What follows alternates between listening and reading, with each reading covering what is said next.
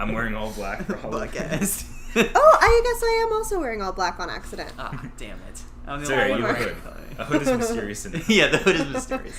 Even though it's a Starfleet Academy sweater. Ooh. And it's like bright red. Spooky.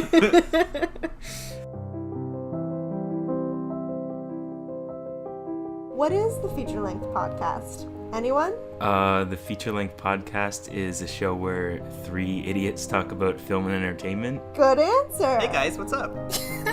Hey, are you talking to us? Yeah.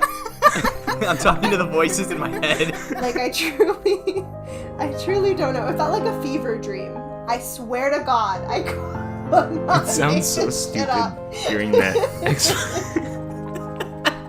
If you're listening to this is a podcast. Welcome back to the feature-length podcast. Welcome back to the feature-length podcast. Welcome back to the feature-length podcast, a podcast where we talk about movies and TV for a feature length of time.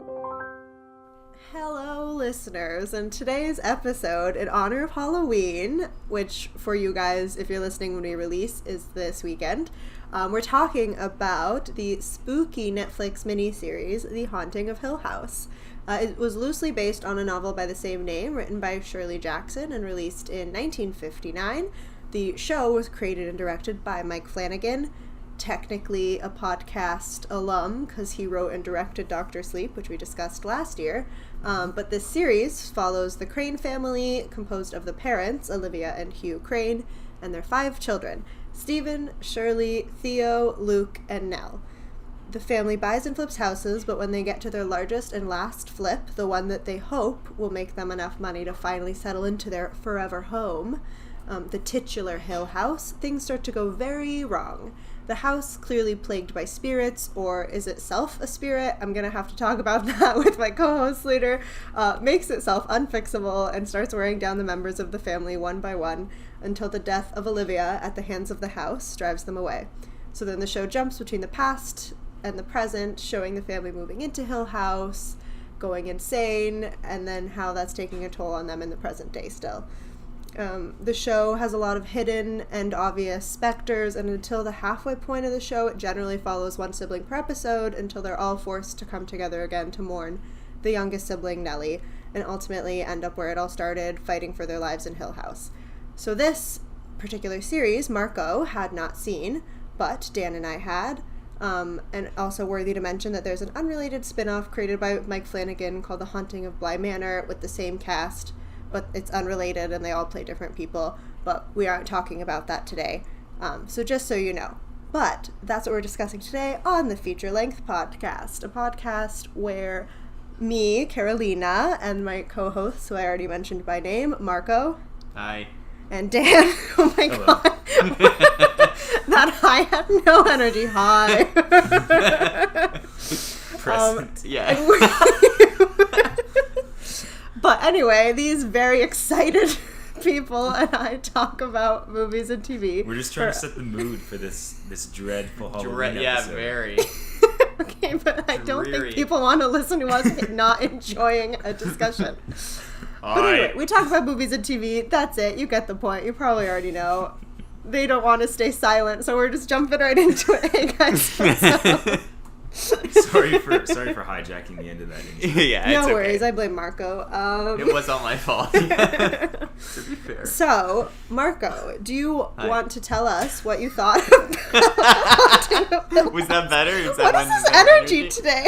Also, real quick before we get into Marco's thing, I couldn't help but notice you laughing when she said the Crane family, and I know why. It's because you immediately thought of Fraser Crane. That's isn't it? exactly why I did. Because at one point, I didn't realize they were the Crane family, Oh no. and Theo is like a child psychologist, Yeah. and then someone referred to her as Dr. Crane, and for 10 minutes I was like, was that a Frasier joke?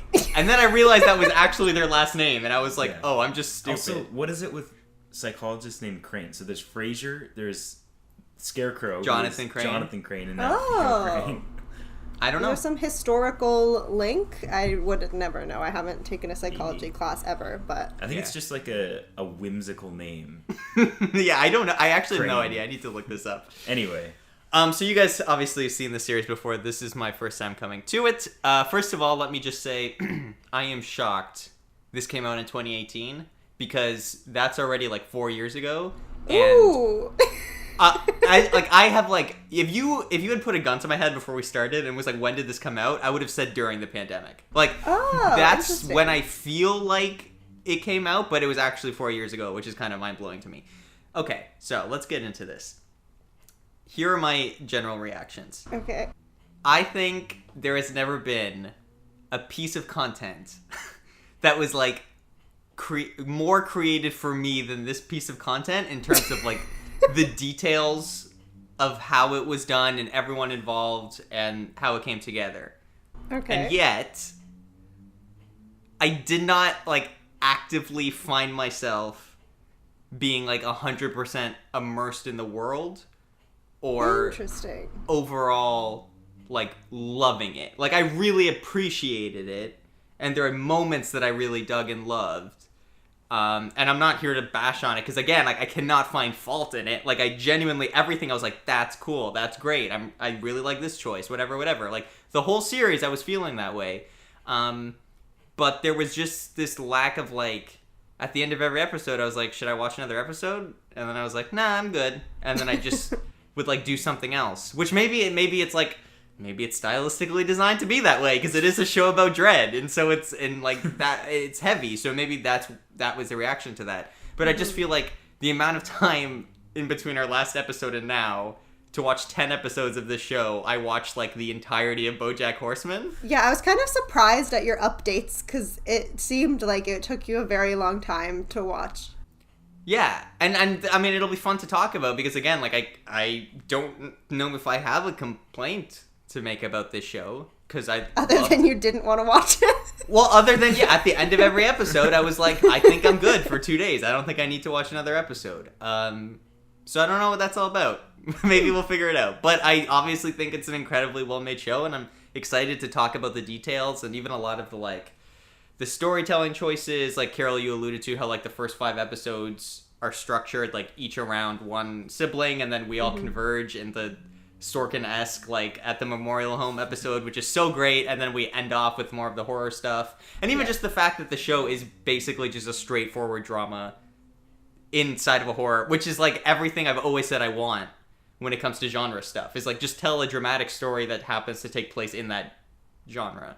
So like again, that feels like it was made just for me. Mike Flanagan is so talented, and a lot of his choices as a director, I and even just like the horror aspect, like we were talking about, like this has maybe like the best jump scare I've ever experienced in my life. Yeah. And but again, like all this stuff that I'm saying is like perfect, and yet at the end of every episode I was like, yeah, I'm cool, I'll just wait to watch the next episode. So I don't know, maybe it's just not a binge watchable show, but I thought it was really well made. I'm glad that I finally got around to watching it because everyone told me I should watch it, and you were all right because it's really well made. So yeah, those are my initial thoughts. Okay, Dan, do you want to go next? Sure. And I want to try and guess that jump scare later that you said is the most effective jump scare. Oh, I didn't even question it. I think I know because I think also she made knows. a note that I'm I said I died. 99% sure I also know. Yeah. Because you said it was episode 8. Yeah, it's episode 8. We'll get to that later. Yeah. So I think I watched this like a month after it came out in 2018, and just because of like word of mouth, I heard it was really good. And I loved it immediately. I absolutely adore the structure that we talked about of having the first 5 episodes just like almost purely center on each one of the main characters, just to really develop them. And then when you get to that episode 6 of everyone finally coming together again, it feels like an Avengers moment. Yeah, it does. And I don't mean to like trivialize it, like in the best way. It feels like the whole team coming together. And then also like the dad comes in at the same time, and it feels like the family is, reunited again, and that's the point of the episode. And then from there the whole rest of the series after that episode, I feel, is just execution on everything that's been set up so far. And it really takes its time with the last 4 episodes, because it's 10 episodes in total. Episode 6 is the wake episode, which is what we're talking about, and then from there just kind of it almost tapers off, but fittingly, I think. But overall, I think this is probably one of my favorite, like, quote-unquote horror series. It's almost hard to call it that, because for me, it's not any of the actual overt scares that affect me. It's, like, the scariest part of this series is how sad it is. Yeah. This whole series is, how can we turn sadness into something frightening? Because it really does just deal with a family emergency and getting over the loss of a loved one and how scary that can be for someone in real life. Yeah. Which is why I find this one of the most effective horror things I've ever watched. And just a great family drama overall that I think anyone could get into. Yeah, and by family drama, you don't mean like family-friendly drama. No, because I wouldn't like suggest children watch this. No. Like drama within family members. Yeah. Take your family to the movies. Watch Flanagan Films. Super appropriate. Okay, also, you said it was one of your favorite horror series. What other horror series have you watched? So I've watched Bly Manor, Okay. which is what we talked about earlier. Yes. I don't think we'll ever do an episode on it, but I loved it so much. I really liked it. Like, yeah, I didn't Dan not liked like it less. I just liked it less than Hill House. I just found it gelled a little bit less in overall, but I did very much enjoy it. I'd also say I think Bly Manor is the more overtly scary of the two. Like, it's actually more of a horror series rather than a family drama. So it's kind of like pick and choose like what you're in the mood for. Either one can be really great to watch. I'd even suggest like you should watch it at some point, not for the podcast, but just Yeah. I'd be curious too, because again, like Mike Flanagan has had no misses for me so far. Everything of his that I've seen, Gerald's Game, Dr. Sleep, and now this. I mean, he's super talented. I'd be down to watch Bly Manor as well. And I also want to watch Midnight Mass because you suggested that too. So. And I guess I'll get into that next. So, yeah. Midnight Mass is his most recent release. It's also a miniseries that I just watched, and it is up there, I think, with Hill House is one of my favorites by him, and one of my favorite horror series in general. And also, real quick, with Bly Manor, I think Bly Manor might actually be a better Halloween watch. But obviously, like, we chose this one for the Halloween episode because I think we can talk about Hill House more. Yeah. Yeah. But yeah, those are like the main, if we're talking like shows, I can't really think of, I think Mike Flanagan is like really the biggest name when it comes to this stuff for me. At least for like actually Series. trying to be good. Oh yeah, you know what I mean. I know there's like Stephen King like mini series or whatever. I don't have much experience with that stuff, but yeah, and I'm even thinking like there's like the more like comedic stuff like Scream Queens, which is like a funny show, but that's not like I mean that's intentionally ridiculous and cheesy and playing on horror tropes. It's not trying to be a piece of like just talking specifically about stuff that like isn't a spoof of itself. I guess. Yeah, for sure. Yeah, those are the biggest that I want to like point out, I guess. Yeah. Carol, what did you think? Yeah, so I watched this for the first time actually last year around Halloween, because, we were all locked down at home, and I was bored and wanted to watch some Halloween spooky things just because, I had all the time in the world too. So along with a bunch of, classic horror films, I also watched this, and I think The Haunting of Bly Manor came out also around this time last year. So I watched that kind of right after.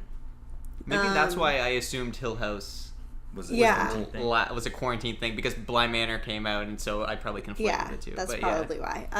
So I watched it last year. And I really enjoyed it. I also was kind of, like, afraid it would be too scary for me, like, especially since I was obviously watching it alone and I'm a baby. But thankfully, I didn't find it to be that scary. Like, the first episode kind of made me think it would be scarier than it ended up being, just because, I don't know, there was, like, figures in the background and, like, people, like, faces standing over beds or whatever. Like, that always is creepy. But the good and, I guess, interesting thing about this series is, like, it's just kind of like a set of like a handful of ghosts that you see all the time. So once you like see them for the first time, you kind of know what to expect going forward. Yeah. So it makes it less like terrifying as you go on. So I was able to handle it and I really enjoyed it. And yeah, I haven't entirely like thought about how we were going to structure this discussion, but I assume we'll kind of just talk about the story in order and episodes in order. So I guess I can spoil things I kind of already have. But yeah, I liked how they introduced the characters one by one. And like for me, when you found out that Nell was the bent neck lady, like that is when I like got super invested. So I was like, oh, that's sick. And I think so Marco like, did too. Yeah. Because he texted. That was when he texted us. He's like, episode 5 is by far my favorite episode of the series so far. Yeah, because like I'm same with you. Like I found it like interesting as I watched, but I wasn't like gotta get to the next episode. What's going on? Because like there weren't like that much, I guess, of cliffhangers at the end. I think almost the last 4 episodes were more cliffhangery because it was like, oh, Luke is gone. Oh, Luke bought gasoline. Oh, Luke tried to light the house on fire. So like, that helped you want to tune in. But you know, I really liked it, and I thought it was really smartly made. It felt kind of like a mystery to me in a way. Felt like Sherlock Holmes-esque in like trying to figure out like actually what the hell is going on. So I really liked that. But yeah, I liked it overall, and I rewatched it to discuss today. And surprisingly, I didn't really enjoy it as much because I think like because when I watched it the first time it was like solving a mystery, knowing all the answers this time around, I wasn't as invested because I was like, oh, I know I'm waiting for like this to happen and this to be revealed. So it was still like cool, and I could like keep my eyes more peeled for like the fun things in the background, but I wasn't like, yeah, it was kind of tough to watch because I was like, ugh, I need to watch another thing, and I like know exactly what's gonna happen. So it was kind of annoying, but in general, I still like the series. I just don't know what it's I don't think it has a high rewatch value for me. But yeah, that's what I thought about it.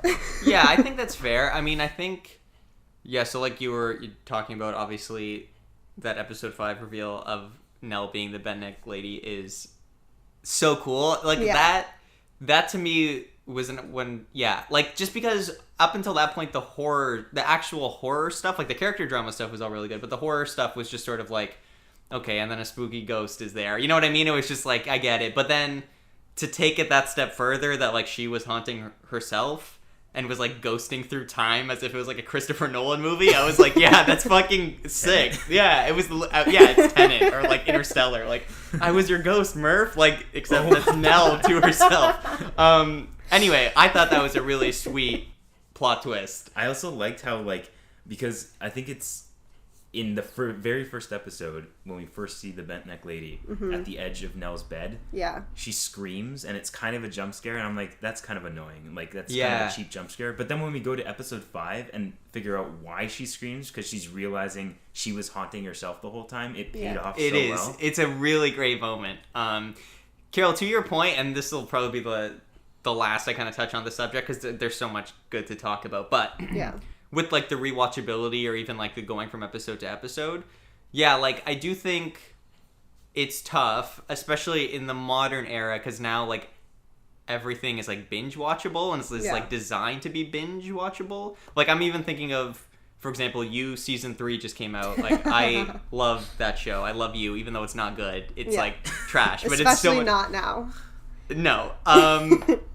Also, though, Nell is in You. She plays the character in You, which was weird. I have a note about that because I was doing research for this while watching You, and I was like, interesting. I'm making notes about Nell and watching her totally different. I was literally going back and forth between watching You and this. And I was like, this actress, Victoria, I think is her name, I was like, I cannot, like, she's everywhere. Cannot escape her, Cannot escape her, but... She's also in Blind Manor. She is. She's, so I guess, like, obviously that show was so, like, designed to be binged, whereas with this, it's not. But I also don't know if that's necessarily, like, a valid criticism of it. Like, not every show, I think, has to be binge-watchable. Like, you know, some shows can be digested over a period of time. Like, I think that's fair, like, to design your show to be that way. So I think that's fine. I was just going to say, like, I think it would have been cool if, like, this wouldn't happen in this day and age, but if this was a TV miniseries that released episode to episode, I think so too. That would have been cool. I was just thinking that would have been fun to, like, because I feel like a week in between, like, you have time to digest like the story. That would have been and then you really like want the next episode for sure. I think that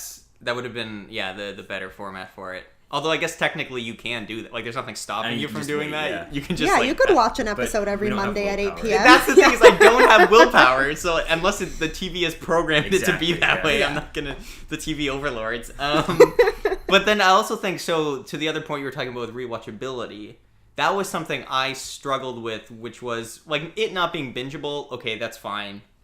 You know, it is what it is. I'll pace myself and get through it. But the rewatchability was something that I felt, it almost felt a little bit like, yeah, like the mystery was so crucial to it.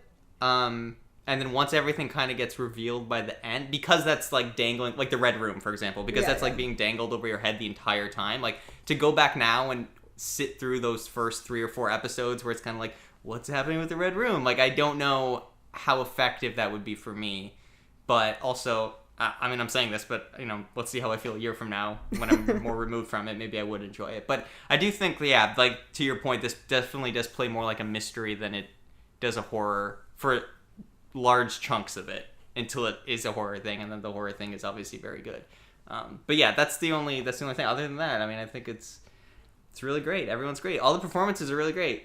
Like, everyone. By the way, I was shocked because I thought the dad was 2 different actors. Wait, when he's old? Yeah. It's the same dude?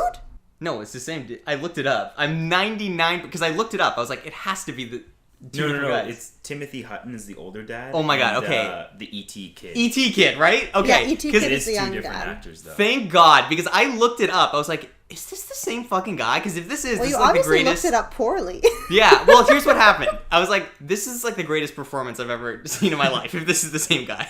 So I looked it up, and then all I saw was just headlines about, like, E.T. kid is the dad from Hill House, and I was like, Yeah. what? But I That's didn't, I so guess weird. I didn't investigate. That's really weird to me, because if there's one, not performance, but if there's one, like, acting criticism, it's that the older dad doesn't look close enough for me to the younger dad. No, and that's why I was like, is this like prosthetics? Like I was trying to understand. I was technically, they did change the eye color of one of them to match, so there are some prosthetics. Okay, so there's a little bit involved there, but yeah, I genuinely, if that counts as prosthetics. I didn't know because they were so different that I was like, huh. And then I guess Googled poorly and only came across the one article or whatever, and yeah, it was. But it's just weird because obviously, like, for the kids, they would cast adult versions because, like, the age difference is way too much. Yeah. Well, yeah. For the dad, I feel like they could have gotten away with making, I can't remember his name, but, like, the younger... Yeah, E.T. kid? The E.T. kid look the age of the modern dad.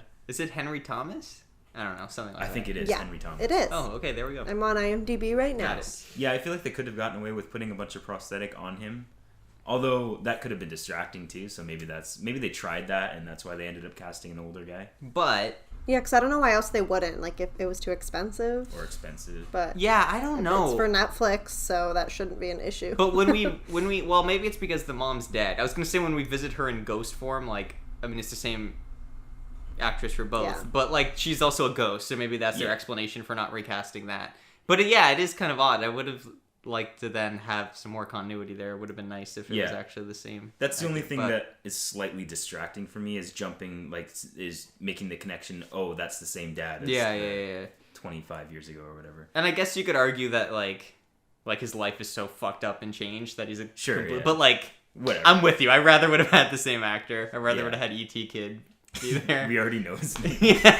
Just keep calling him E.T. E.T. kid and No, the no, mom yeah. from Spy Kids. That's how I read. No, she's my from God. Night at the Museum. And Spy Kids. I know, but I think of her as the Night at the Museum woman. Yeah, and Cheryl's Wait, game. who is she at Night at the I Museum? don't remember her name, but she's the love interest in Night at the Museum.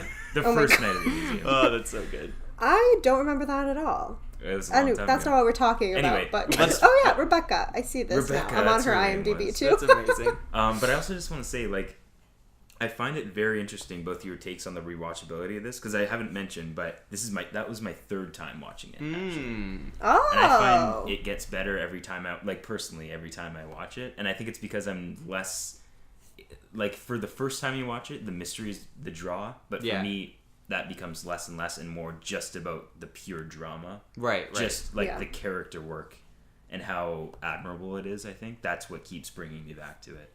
So...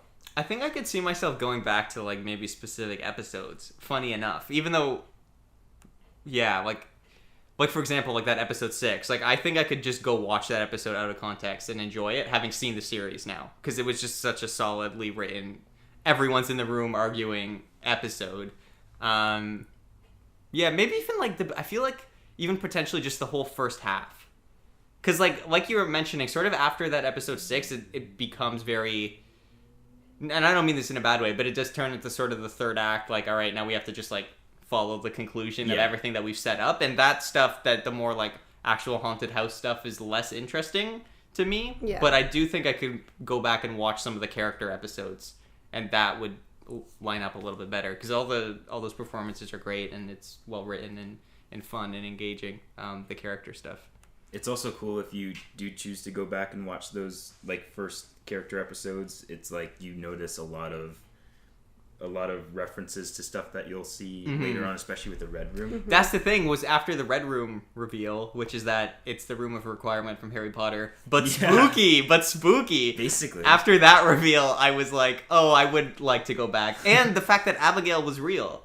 Because I was fucking convinced. I was like, oh, Christ, some fucking ghost child is haunting Luke. Nope, she was real, and the mom poisoned her. I was like, that's fucked. She was a ghost by the end. That was a surprise to me, too. That was such a great, like, play on expectations, I feel like, of what you expect with, like, a spooky house movie. I was like, oh, that's really cool. Just get a creepy-looking little girl, and and she's a ghost. They were like, who's the creepiest child we can find?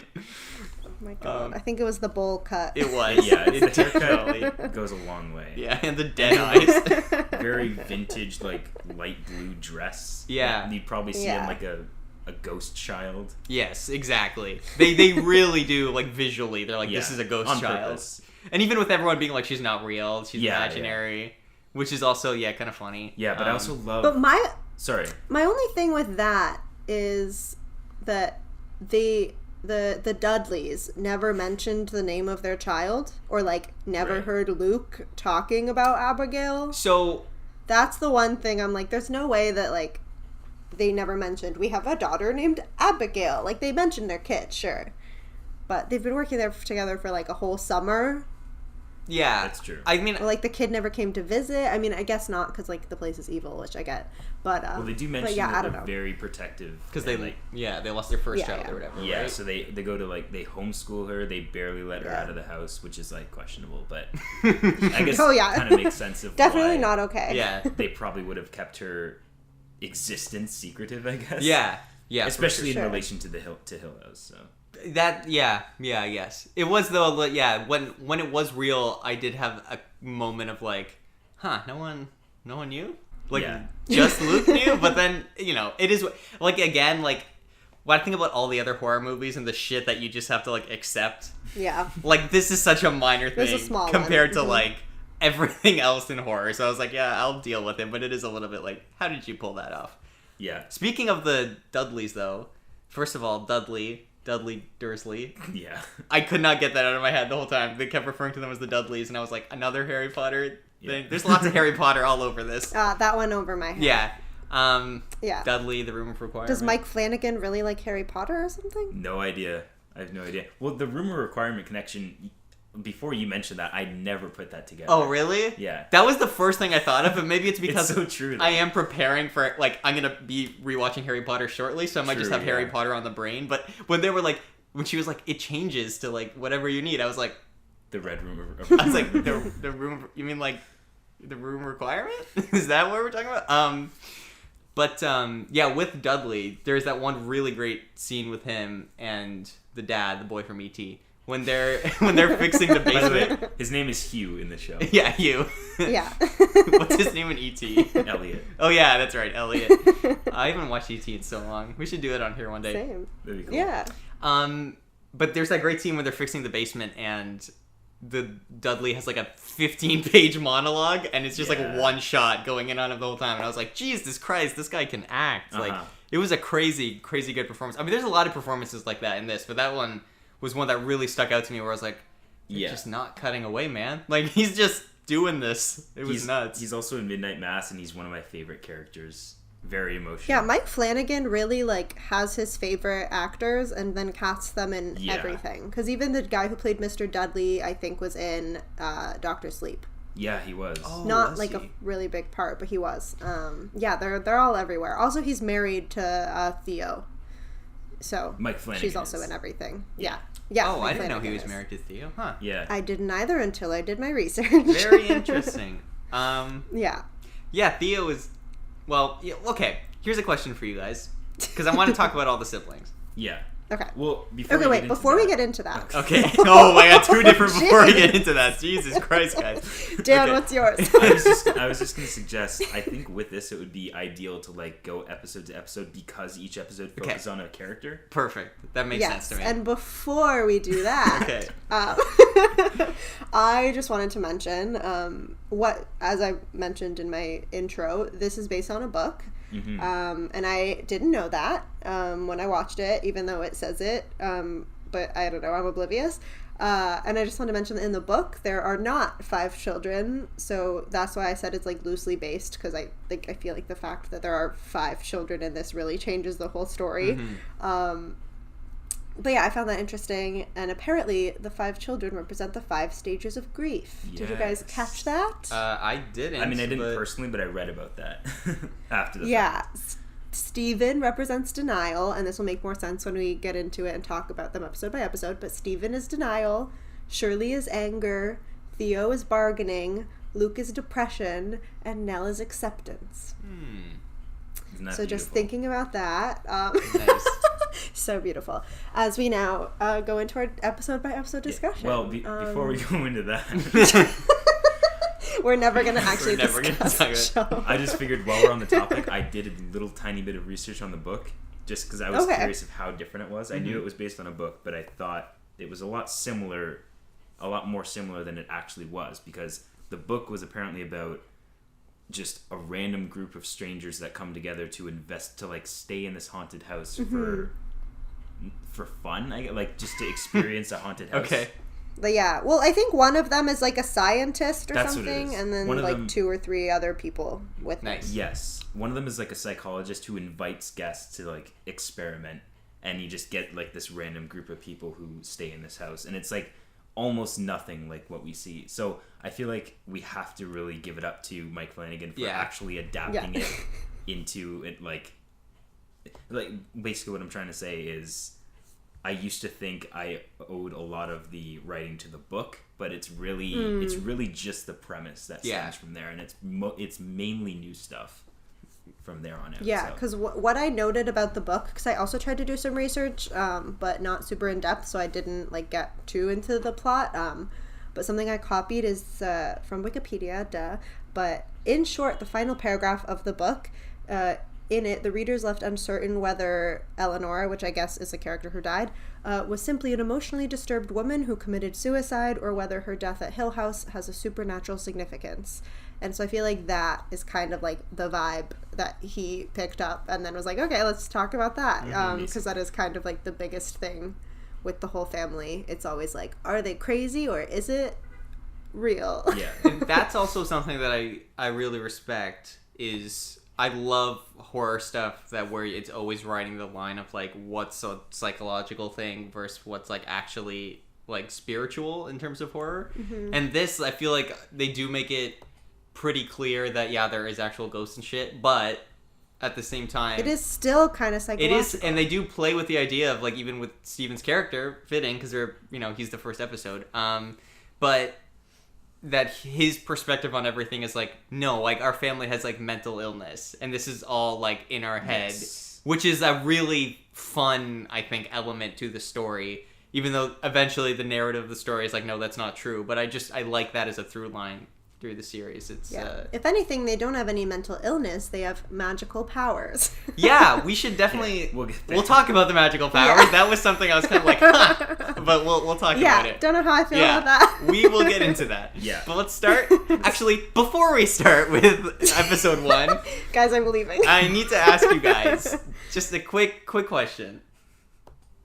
Do you guys have a least favorite sibling out of the siblings? Because I feel like I was thinking about this when I was rewatching. they're all kind of But shitty in what humans. Like I wouldn't want to hang out with them, or I think like they're written poorly or whatever. Like, is their story lame? No, not their... Yeah, sorry, let me clarify. Not their story, because I do think most of the stories are fine. Like, there's weaker ones who have X-Men powers that we can get into, but... Gee, which one are you talking about? No. But no, I mean, like, in a sense of, like, if they were real people. Like, which Who's one... the least likable? Yeah, like, who's just, like, ugh, you're yuck about them. Probably Shirley. Yeah, it's Yeah, I was Shirley, gonna say right? that. Shirley's the fucking worst. This is the only reason I wanted to bring it up, because every time Shirley was in a scene for like the first 5 episodes, I was like, She's oh, so shut annoying. the fuck up, Shirley. is No so one I mean, cares. she's just incredibly really annoying. grouchy, which Yeah. is the point. Yeah. I get it. But Mhm. if you're asking that question, which one would I least want to be in a room with? Yeah. Yeah, it's Shirley. It's Shirley. And she's also like really condescending sometimes. Yeah. I'm like, Shirley, you don't have everything figured out. You cheated on your husband. Fuck you. Exactly. But, But anyway, that's the whole point. that's the whole of her point. story, Exactly. so. That's the whole point. So So on this topic, who's your favorite? Just as a character, like whether you like their story the best or you just like them as a person the best. okay. Theo. Okay. Yeah, full disclosure, I don't know if I would really want to hang out with any of these people, but I would probably have to say Theo, just because she seems the most like Put together. put together as like a human being. Even though she has her own trauma, she's not like, I don't know. I She's feel like- successful. yeah, I feel like I could hang out with Theo. Steven's just Stevie. Stevie Nicks. Steven is kind of, I don't know, a tool. And Yeah. A little bit. Yeah. He's pretty obnoxious also. Like, he's Yeah. definitely Yeah. probably my second. Yeah, me like, too. least favorite. me too. character. And like Nell, I mean, seems nice enough, but also is clearly disturbed. So Yeah. I would not want to be around that person. Like, I think if Nell wasn't like constantly haunted, Yeah. I think she'd probably be the best one. I agree. cool, yeah. I agree. And also like Luke. So that just sucks for her. Yeah. Luke is my favorite. I love Luke.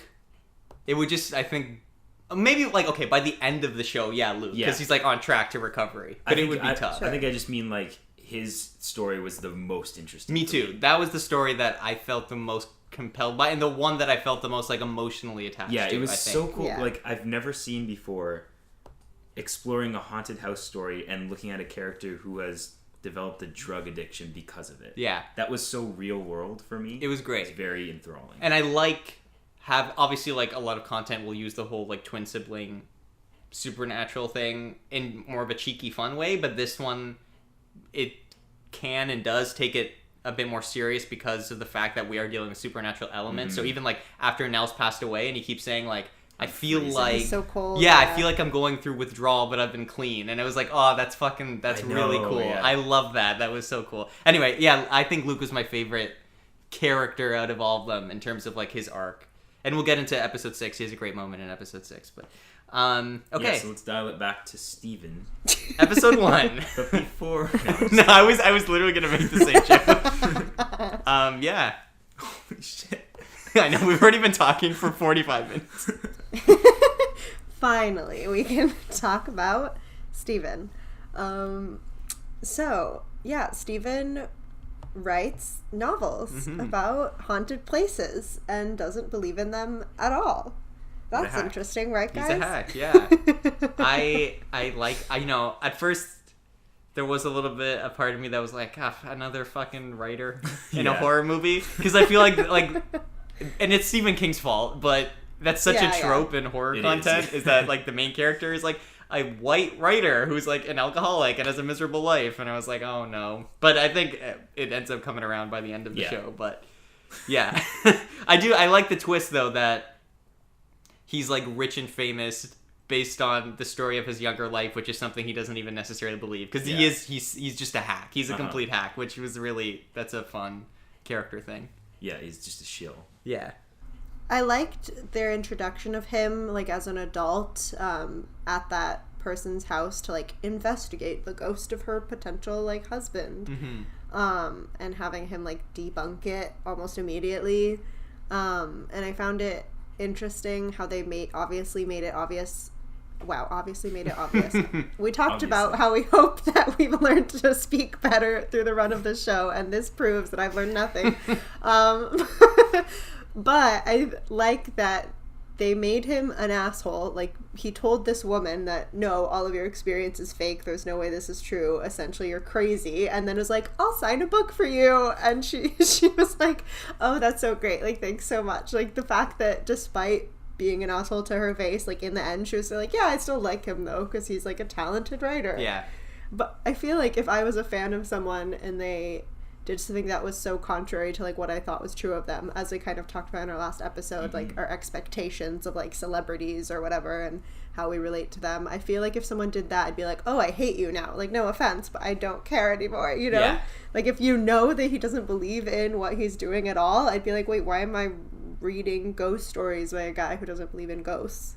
Yeah, 100%. Well, and that's also, I mean, we kind of were just beating around the bush about this in the group chat the other day, but even just with, like, movie content now and how a lot of it is very, like, we're in on the joke, we know it's bad type thing, you know what I mean? And how off-putting that is, where it's like, why would you want to, like, you don't care and you think it's, like, cool that you don't care and that, like, makes you in on the joke, like, I don't know. But then it ends up just being a waste of time for the project because, like, yeah. if it's, for example, a movie that is self-aware about how stupid it is, that was just a waste of hundreds of millions of dollars and time. Exactly. And that's what, like, Steven's career basically is. Yeah. Is he's like, yeah, this is all bullshit. And I know it's bullshit, but I'm going to try and profit on it. Exactly. And it's like, yeah. That would also be very off-putting to me if someone did that to me. Yeah. But I think she did it because she mentions that her husband was a fan. Yes. And that's what he would have loved to have had a book signed by him. So that was nice. I also like how he has a line early on in this episode when he's talking about, she's like, does that machine detect, like, supernatural stuff? And he's like, I don't believe in the word, I don't remember the exact quote, but he's like, I don't believe in the word supernatural. It's just natural phenomena we don't understand yet. Yeah. Like, the first time ancient, like, civilizations saw an eclipse, they thought it was some supernatural thing. But now that we understand what it is, we're not scared of it anymore. And I think that's, like, a great way to set up his character early on in that episode going forward. I like that moment a lot. Yeah, it's a really well written moment and also a good character moment. But then also, I think it, like, does a good job of right away sort of setting the expectations for the show. Like, that a lot of the horror and what we would normally call supernatural stuff that you see in the show is more just almost, like, phenomena that we don't necessarily understand. So, like, stop thinking of it as, like, the devil possessing you, because that's not what it is. You know what I mean? It's, like, it's cool. It's cool to take a more, like, level-headed approach to everything going forward. And I'm glad that, it's really early in episode 1, because it puts that line in the sand right away of, like, we're not doing stupid shit. And we're he not also, doing in the same scene, he talks about, like, ghosts can be many things. It can be regret. It can be a wish. It can be what you wanted for the person before they died. Like, a ghost is just your interpretation of your mind being, like, tortured by the loss of someone. Yeah, exactly. Yeah, so this is the first time we basically see the events of, like, that day for the first time. Yeah, so pretty much every one of the first 5 episodes flashes back to, like, the moment, the prime moments of that character's, like, childhood at Hill House, and also, I don't know if it's every episode, but this episode also does show that last night of when they were forced to escape the house, and it sort of plants the seed there. And their mother dies. Yes. So what do you guys think about the jumping between timelines? Yeah, I think it's cool. I think it works to preserve the mystery of what happened. Knowing now what happened, I would be curious to go back and see how well it still works in the episodes. But I'm always a sucker for, like, playing around with flashbacks and how you give information out, because that can be, like, really effective. I always love that. Like, I love when it happens in, like, Steve Jobs or even Social Network, like we're talking about, to bring up Sorkin, and then even, like, Batman Begins, like, they do that as well. So, you know, I'm a sucker for that kind of stuff, like using flashbacks to give out information in little, like, tidbits, like, only as you need it, so you never have the full context. It makes it enjoyable. It also helps that the material of the flashbacks of the episode perfectly fit with the theme of the episode. Yes. Yeah, for sure. It all does feel, these first 5 episodes do feel very, like, compartmentalized. Even though they all connect with each other, like, as you go through, they all do feel like singular episodes. And you know what? I think that might be a huge reason of why at least the first half isn't very binge-worthy, because you're kind of getting just the story of a character with each of those 5 episodes. Yeah, and then I think it's you're not right. until episode 6 where you connect the pieces together, you know? Yeah, I think you're totally right about that. I think that's a big factor in the whole binging of it all. They are largely standalone. Yeah, because even I find that I like how the flashbacks give context to the relationship of the family in the past and present, because like they jump obviously to Hill House and then present day, but there are also like flashbacks to when they were adults, just like a little bit earlier than the present moment. And so I really like that it wasn't just like today, present day, and Hill House past. I like that they have the in between, because it shows I mean, yeah, like we all know I just love like anything that's like sentimental, so it's nice to see like the family breaking down and like building back up, and how just like even their interactions with each other changed from like childhood to early adulthood to like I guess still not late adulthood, they're not that old, but you know what I mean. Yeah, this episode, I think something that I really dig is obviously we see Luke, who we think has now like relapsed, and then later we find out he hasn't. That's fun. That's a really good setup payoff. Isn't that so wholesome? It's so good because it is just kind of like we don't know. It's wholesome, but it hurts like because you know that his brother immediately distrusts him. Like that sucks. Yeah, like, and for him to like know that because he recognizes that, and like that like must hurt so bad. Yeah, and it's also like the first or second time we see adult Luke. So it's a great way of, even though it turns out to be false, it's a great way of setting up who he is now as a drug addict. And I think part of the reason why by the time you get to Luke's episode it's so sad is that like as an audience member it almost like makes you complicit in like thinking that as well. Because you're seeing it from his perspective, and so you as an audience member are like, he fucking relapsed, here we go. And then when you get the other way around, it's like, oh shit. Like, yeah, it's very sad. But it's cool that it's done. And then ending the episode in a great way, goes back to the apartment, he thinks Nell's there. And I love this. This is such a great twist and just like horror thing of like him getting the call from his dad and being like, oh, Nell killed herself. Like, she's dead. Awesome. That was so cool. Yeah. I really like that, because I honestly was not expecting it at all. But this episode is called Steven Sees a Ghost. Yep. Yeah, but like, which I also really love. Yeah. It's just, well, especially like as we mentioned with the setup, you think he's going to be seeing a ghost at this like woman's house who he's investigating. Like that's what I thought, and to even have it at the very end, like because by the end you kind of forget that it's called Steven Sees a Ghost and he hasn't. So then when it is the ghost of Nell, that was super effective for me too. It's also like I love the subversion, like when talking about when he's investigating that ghost, that woman who's a widow.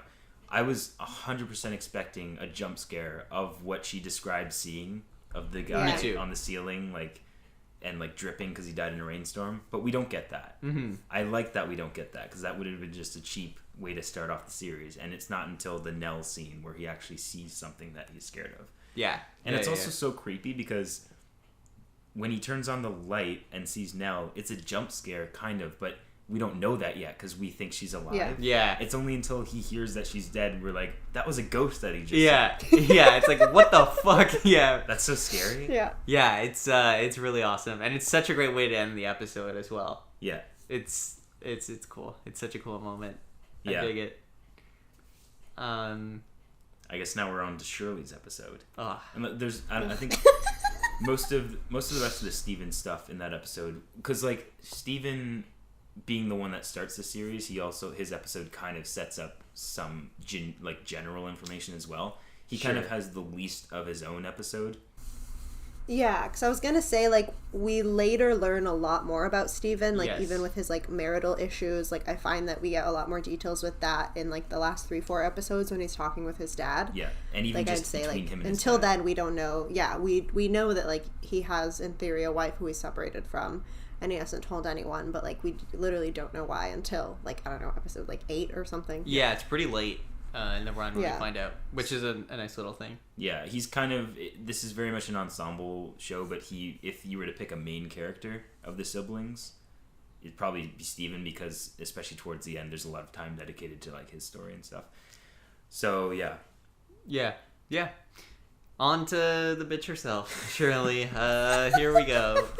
So Shirley works in a funeral home, and she prepares the bodies. So weird. She owns a funeral home. Oh yeah. Sorry, yeah. And lives in it. It's her funeral home, and she prepares the bodies. Is this the episode where you get the whole like the whole subplot about the child being afraid to look at the like his grandmother's Yes. body. And okay, so I get this. This is just a funny mental note.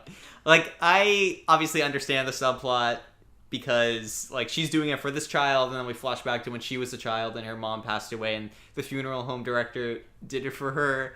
But like the show plays it like so sincerely, and there's just like this part of me that's like, in real life, if a child didn't want to look at a dead body and a funeral home director was like, no, like, it's gonna be okay, let me just take your child by the hand and explain the process by which I make this dead person like look normal and show you the body. Like, if a young child didn't want to look at a dead body, you would just not let them look at the dead body. You know what I mean? But in this show, it's like such a fucking important crux of these people's lives to look at the dead body. It was just like a funny thing, and I get it because it's her episode and this is what she does, and the writing is very good to tie it all in and make it all work together.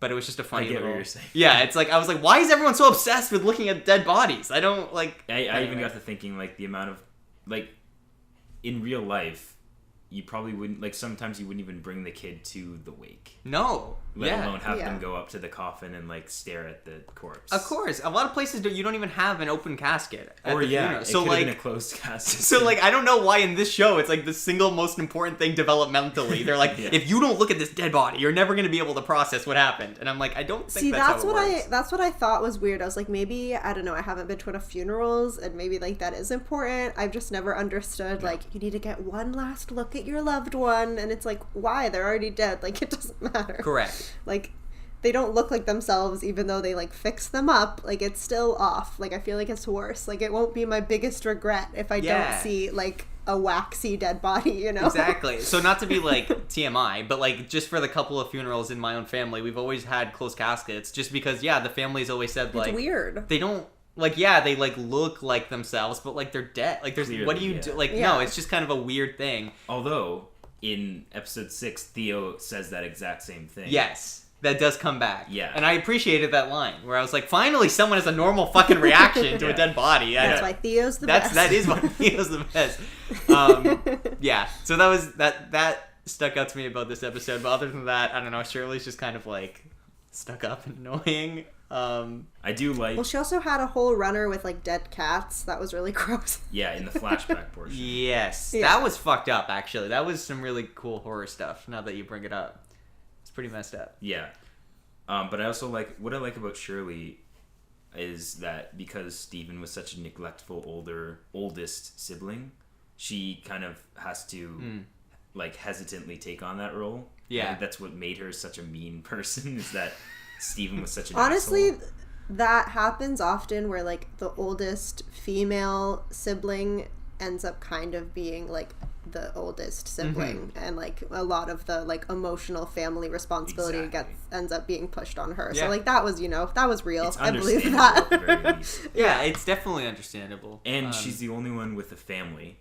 She's the only one who's currently, like, married and has 2 children. So, like, there's also all that responsibility on top of being the old, not the oldest sibling, but, like, the sibling besides Steven, who everyone is kind of, like, drawn to laying all their problems and shit on. Yeah, it's her job to fix everything. Yeah. So, definitely understand where her character comes from. Yeah, where her resentment comes from. It makes sense. It definitely makes sense. Do you guys... Well, but I find it interesting. Sorry, what were you going to ask? I was just going to say, do you guys question why she would ever choose to run a funeral home after what she's seen? I question why anyone would run a funeral home. Good point. But I think that's why they had to give us the flashback of, like, Yeah. the guy, like, helping her see her mom. Like, I think that was supposed to be the thing that made us be like, oh, of course, this is why this had to be her path. Yeah, it all technically adds up. Like, the math of it adds up. But I just personally, as a human, I am always a little bit suspicious of, like, people that are so gung-ho about running a funeral home. I'm like, what do you get out of this? This seems like the worst job ever. I don't... Yeah. But I guess it also does make sense with her character having to be, like, the responsible one. How she, like, picked a profession where, like, it's her job to, like, literally fix things and, like, make things perfect again for people. So, like, that ties in nicely. And yeah, I appreciated the horror elements of her seeing the dead cat, like when they open the eyes and the eyes are like flip back into the head or whatever. And then even with her like having to fix up Nell's body. Is it this episode when you see a lot of that? Yes. Or is it one of the later ones? I don't remember. This one? Yeah, I liked all of that stuff. But yeah, Shirley... Okay, I was gonna say that I think it's interesting how the episode still wanted us to be like, she's a good person, because they mentioned how she like gives people like cheaper costs if she thinks that they need it. So even though we see her like telling her entire family what to do and like pushing her own agenda on all of her siblings and expecting them to just fall in line for no real reason, that, you know, we still obviously don't want a hateable like protagonist or one of five, but yeah, and that also her giving funerals away at cost or below cost also sets up the conflict that we get later of like her accepting, or not her, sorry, her husband Kevin, who we haven't mentioned yet. Shout out Kevin. I mean, constantly trying to feed people at the funeral. Can I get you guys anything? Food, we water? have so much food. Why he actually, it's revealed that he accepted money from Stephen's profits of the books, and that like makes Shirley super pissed off, because her whole stance is that she is very opposed, rightfully so, to Stephen's fictionalization of what happened there, of all their trauma and making money off of it. So she, the whole time, she's like, how could you ever take money for what you're doing? And behind her back, Kevin has a separate bank account for royalty checks for the books, just because they're trying to keep the business afloat, because she keeps giving away funerals and burials like at such low prices. Yeah. Such low prices just made me think of like a commercial. Like she's like, come to our funeral home. This is such actually low sponsored prices. by sponsored by Shirley's by funeral Harris. home. Yeah. Oh, did you guys catch there's a Twilight reference in this? No. Believe it or not. Because what? Because the person who plays Shirley is the mother in Twilight. Yeah. Oh my god. How did I not see that? Is that Marco? She's Esme? Yeah. Is that her Yes. name? From Renesmee? What, you don't remember, Renesmee. Dan? No, The I don't Esme remember. that made up Renesmee? Holy shit, how did I not fucking see She that? was me. Yeah, so anyway, the Easter egg is Kevin's like... Oh, okay, so here's what it was. So when Shirley accepts Nell, like, to take her on and, like, fix her up, rather than giving her to another funeral home, because that's messed... Like, why would she ever choose to, like, take her sister's corpse in? Yeah. This? But she does. And Kevin's like, I don't know why you're choosing to do this. Just take her to Carlisle. They do a magnificent job. Oh my god. And obviously Carlisle was her character's husband. That's awesome. I can't believe I missed that. I need to rewatch this episode just to see that reference. It's so now. dumb. I love that. I love that so much. But Dan, aren't you glad that we made you watch Twilight? Just for that one just so thing. you get this reference now? No. Yeah. Oh, okay. I was glad for all the memes, like looking back on you guys making me watch Twilight. I don't know if that one reference made it worth it alone, but I think in the long run, just the memes yeah, of it all. Sure. Can we, I would like to put a small pin in our discussion just to talk about the fact that after the most recent Batman trailer came out, trailer number 2, everyone on the internet was like, Kristen Stewart should play the Joker. And they asked Kristen Stewart in an interview, because she's doing press for the new Princess Diana movie, and she was like, no. She was like, okay, good. Here's what she said. She was like, I would be totally down to join the universe in some shape or form, but she's like, I would not want to play the Joker. Why would you cast the most uncharismatic person ever to play the Joker?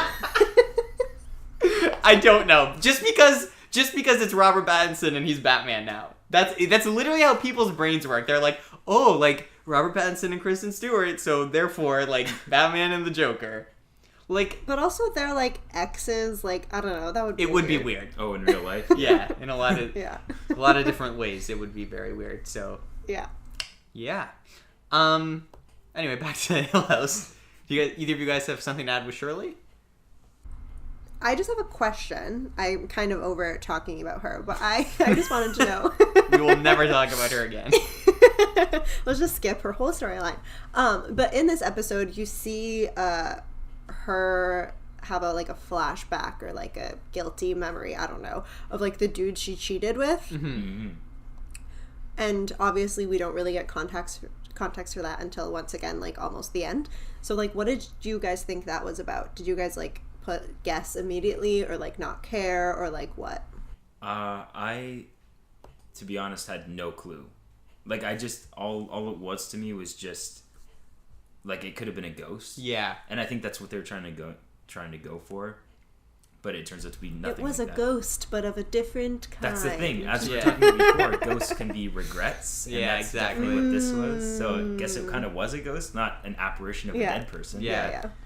I love how this series explores like different categories of ghosts almost. Mm-hmm. It's nice. Yeah, it totally went over my head. I saw it and I was like, I don't get it. It's probably a ghost. That was literally my thought process. And then when it came back, literally in like either the second last or last episode, when we find out that she cheated, I was like, oh. I honestly completely forgot. But I was like, I guess that makes sense. And yeah, it was cool that not everything had to be a literal ghost. Yeah. Which was nice. I think also the reason they did it is because in that last episode, when all 4 surviving family members are like being haunted by something in their past in the Red Room, all of them are characters that we've seen in the series prior. Yeah. So with Luke, we haven't gotten to him, but it's his drug addict friend from rehab. It's this guy from like Shirley's past. It's Lee, who is the ex-wife of Steven. Yeah. And for Theo, it's, I don't remember her name, but the woman she met at the club, who we haven't talked about yet. But I have a lot to say about the woman she met at the club. Not a lot. Okay. I just have a funny thing to say. I think we're on the Theo episode now. So all right, let's talk about Theo. What do you have to say about that? Okay, first of all, here's what I have to say about this woman. I am shocked that this woman makes it all the way to the end of the show and is in the happy montage at the end when they're all a happy family. Because, like, her arc, I was like, oh, I get it. Like, Theo was just basically using her for sex and to feel something type thing, and now she's gonna get rid of her.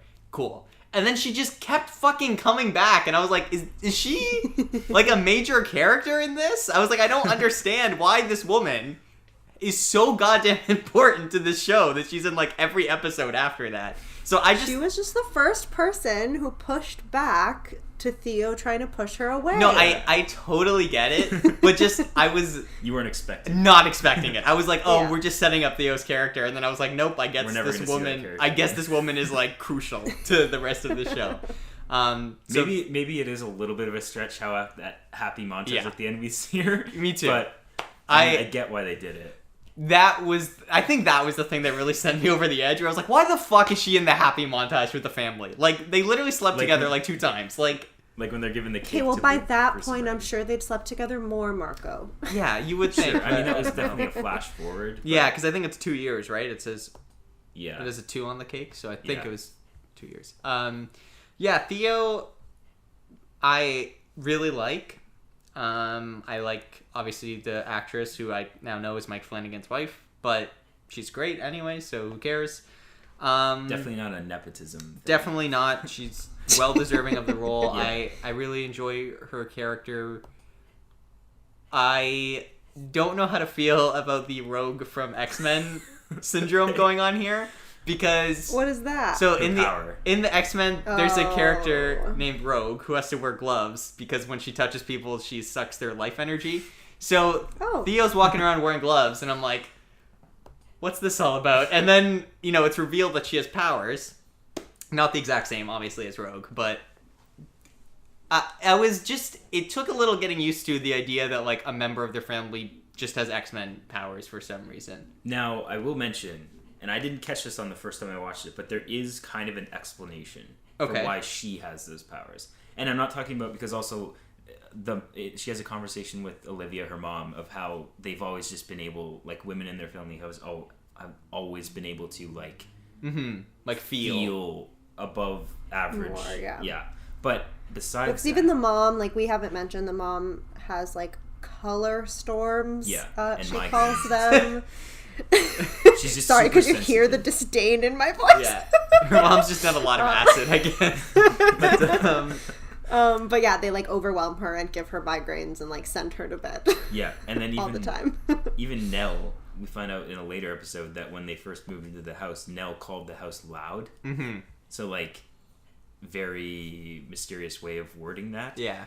But also, the literal explanation, I think, for why Theo has this, like, overt power Yeah. is because at the very beginning of her episode, she's, like, there's a hand, like, she's sleeping, and there's someone that crawls into her bed and holds her hand, which we and Theo assume is Nell because she's scared. But Yeah. find out it's a ghost. So I think that was, like, in that moment, some ghost imbued her with this, like, power by holding her hand, like, because it was specifically the hand. Yeah. I think that might be what they were trying, like, that might be why she was gifted this sort of power Gotcha. after moving into the house. Gotcha. But even when they first entered the house, she was like, "It's freezing. Like it feels True, like a yeah. refrigerator." And Yeah. that might just be Like more that of a isn't the symbolic specific hand thing, Yeah. but yeah. Yeah. I don't know. I mean, obviously there is a lot of just of the supernatural stuff going on, even like the mom said, with just the women in the family in general. But yeah, it was just the similarities to Rogue. I was like, this The is gloves and this is everything. really like weirdly specific to just that she has a superpower. But like, I think it ends up once you just sort of accept it. Like by the end of the episode, I was like, cool, it is what it is. This is just her character, and then she's great. I think. For And the I mean, rest it's of the like series. useful. Yeah. Yeah, it's useful in like the whole story to like bring the plot forward. I think so too, and I think there's really great character stuff with it, and it actually leads to one of my favorite things in the series, which we'll talk about later in episode 8. But it's like a crucial part of that, so we'll talk about that after. Okay.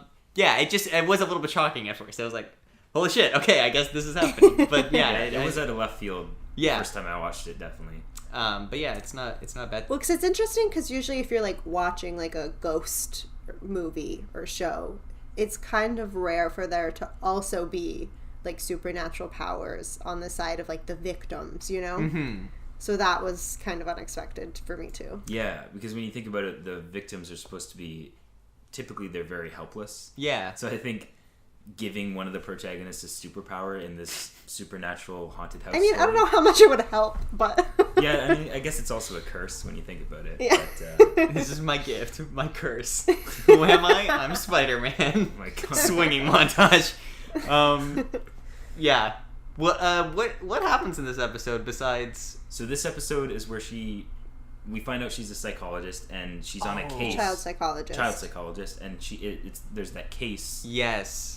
With Mr. Smiley. Yeah, Mr. It's Smiley. Really disgusting. That Very scary. was like obviously really fucked up, but that was really good. I really like that. Yeah.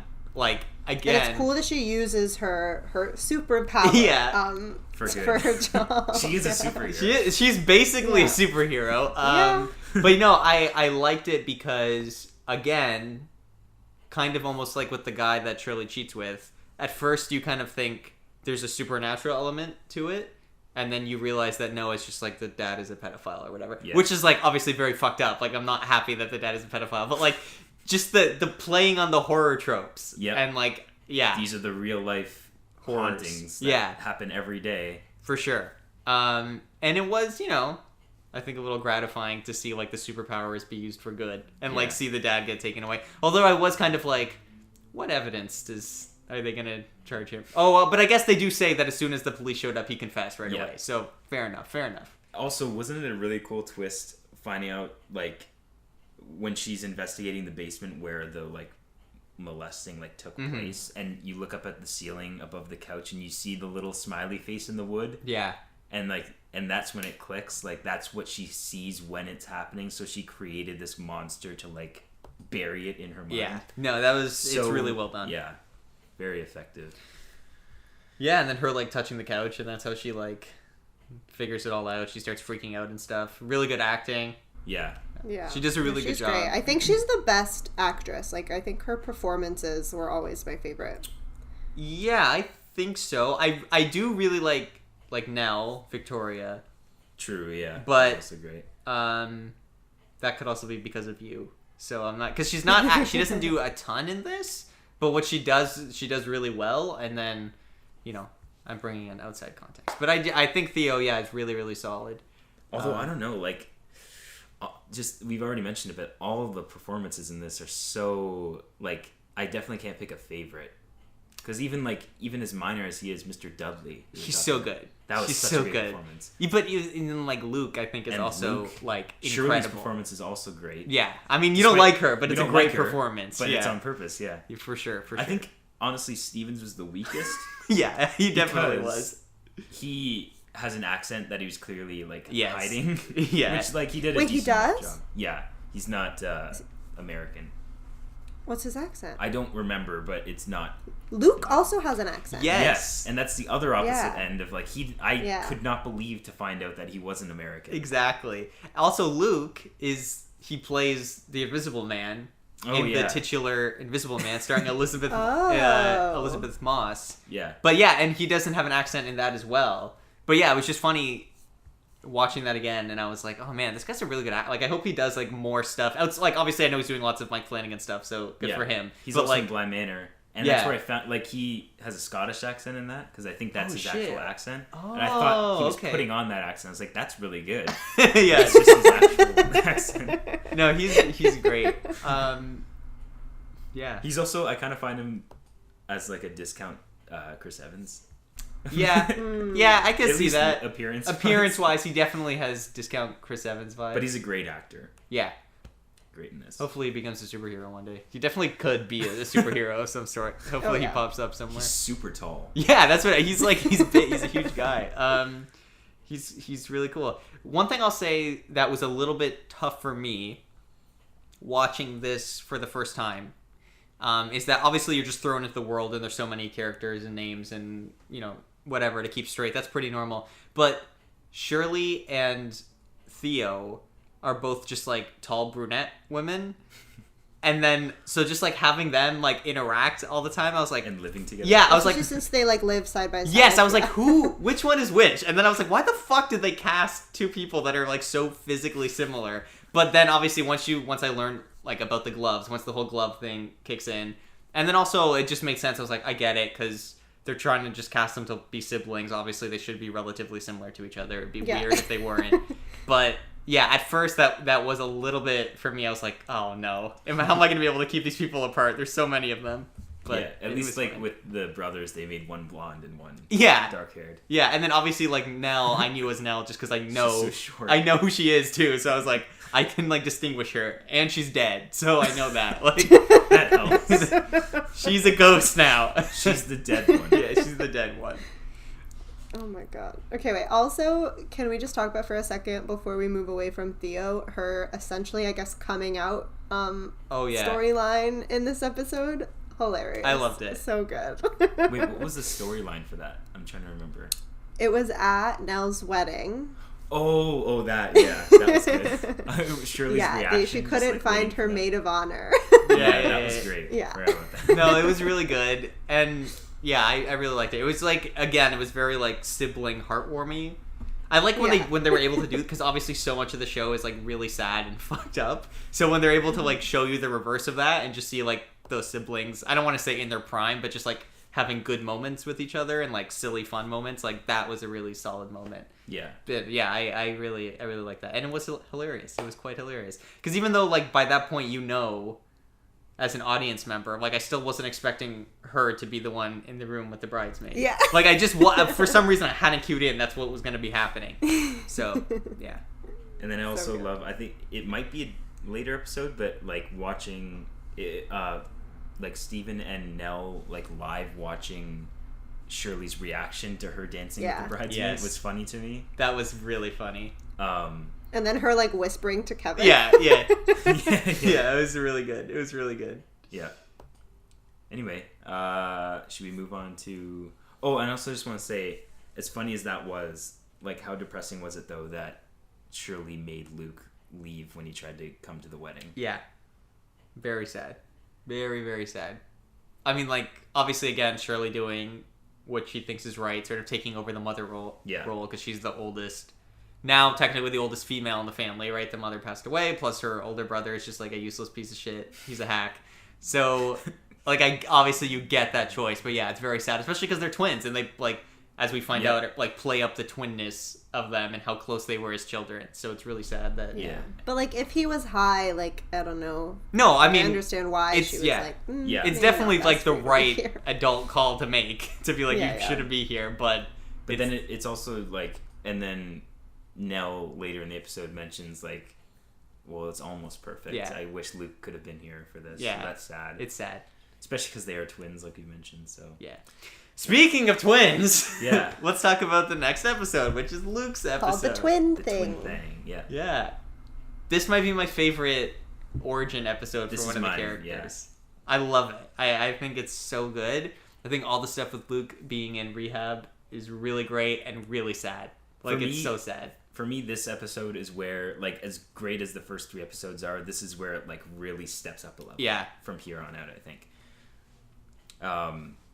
So, like, I mean, I mentioned before, but I love just the realism of an AA, well, not alcoholics, I guess, but like a rehab anonymous, in this world of someone who's been who grew up in a haunted house and now dealing with drug addiction is very creative and effective, just because it's so different from like all other like when you have a story of a kid who grew up in a haunted house and is now grown up and they're just continually haunted by ghosts, it feels so much more generic than how this did it, of the drug addiction being the most realistic form of like a haunting that you can imagine. So yeah, for sure.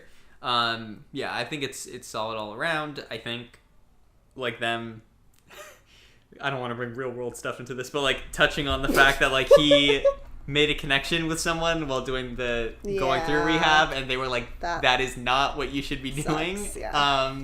And then obviously, especially since it bit him in the butt at the exactly, in the end, and you see that's why. But also like I think it's such a cool moment that like he doesn't relapse after she leaves him still. Because I thought that's where it was gonna go. That's where you think like. So to me, watching this episode the first time, she runs away. And I was like, oh, he's going to relapse, and this is when he leaves and breaks into Steve's house. But then you realize, no, like, that's when the twist comes in that he found her but hadn't relapsed and was actually sober and was just trying to get them a place to stay or whatever, which I just, like, think that's so brilliant. I think that's such an awesome twist. Yeah.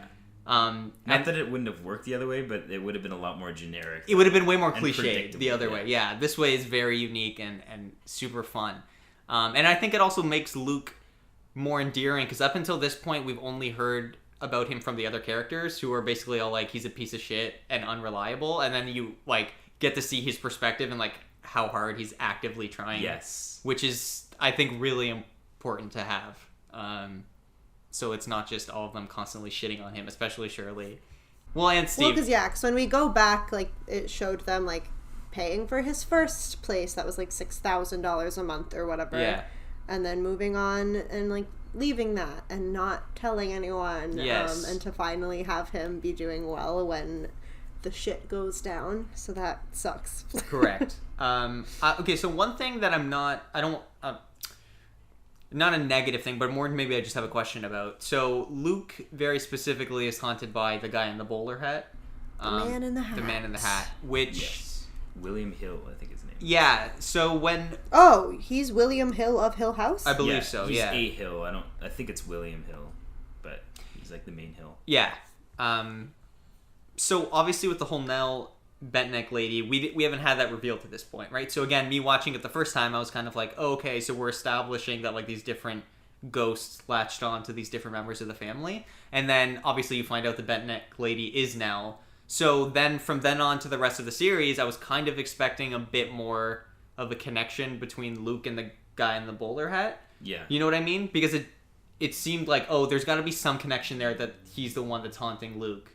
But there really isn't a specific connection between them. It's more like this is just the one ghost that haunts Luke. I think it's because they find his bowler hat in the box and Luke keeps it. Okay. And then from that night, the ghost comes into his room and takes it back, and just ever since then, maybe the appearances have been in his head, like because he saw that ghost. So that's the other thing I was going to ask, is that besides Nell with the Bentneck lady, I think Well, Are there any other ghosts that show up outside of Hill House? Shirley and Steven never, before this story, never see a ghost. Correct. Actually. And then Theo... sees like the demon version of her mother, like crawling on the floor with her dad. Remember I'm trying to in the think, funeral episode? Did she see any at the house as a kid? I don't think so. I think it was just the twins who actually, as kids, saw ghosts. Yeah. Yeah, I think everyone else like heard thumps. Yeah, except the parents, obviously. On walls. Yeah. Well, and so, okay, because that was the other thing that was sort of confusing was that, obviously, by the end of the series, they kind of play up the idea that, like, oh, if you died in Hill House, like, you get to stay there in ghost form. It's sort of like a shelter for ghosts. Oh, that makes it sound nice. Well, but they do kind of do that where Mr. Dudley brings his wife to die there, so which I thought was a really touching. That was such a heartwarming ending. And it kind of like it twists Hill House a little bit to where it's like, well, is it actually evil or is it more just like a neutral ghost-like place that doesn't necessarily have like an evil agenda? I made some notes while we were talking because I kind of have some questions about like all of that general theorizing when we get to the siblings. Well, so that was the only thing, was just that with Luke I was always like, so is this just a ghost from Hill House that's following him around? But I guess you're right, maybe it's not actually a ghost, it's more just his memory of it. What he saw. He uses like substances to like block that out. I guess that makes more sense because no one else has really had a specific Hill House ghost follow them, so I think that probably makes sense. But they never really say, but I would assume you're right. Because otherwise it's just kind of random. True. I think it's almost safe to assume any appearance of a ghost outside of Hill House is purely in their mind. Yeah. Except for now. Even the mother crawling on the ground and knocking over the house? Oh, true. That did physically happen. See, that's the other weird one.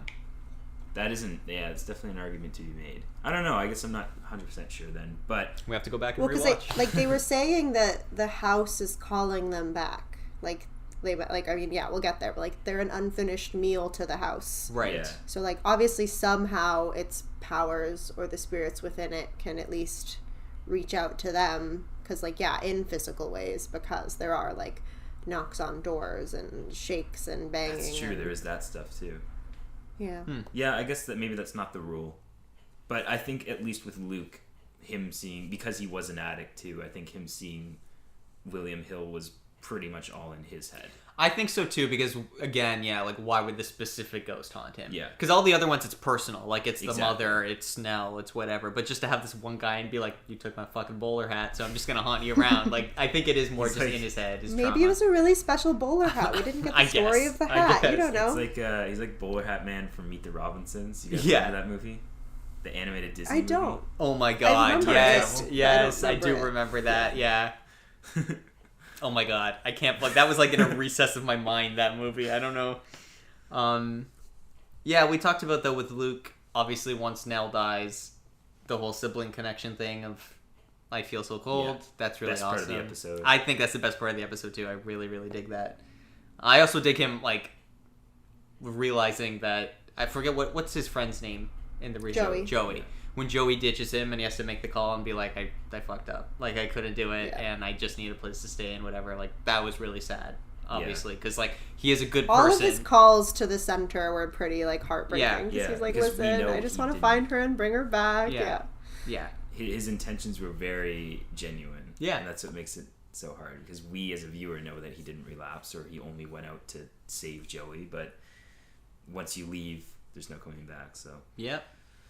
Also, just quick note in this episode, now that we've all, after you've seen the final Red Room episode, it's cool to go back and in this episode notice when we're in the treehouse, when Steven comes to visit him, the underside of the door is red.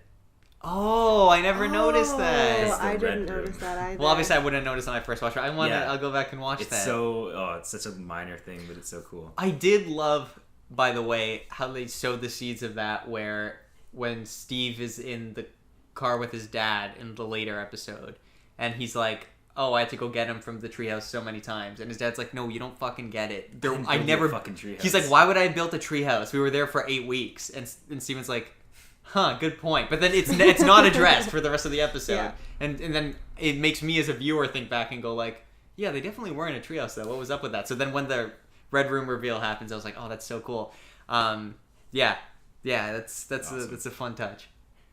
I have another fun fact about the Red Room that we'll talk about in the last episode. I don't know if Carol, if you discovered this in any research you did or not, but if not, I'll bring it up when we get there. I want to save it for the very end, though. All right. Interesting. We'll get there. Yeah. Should we then move on to Nell's episode? Yes.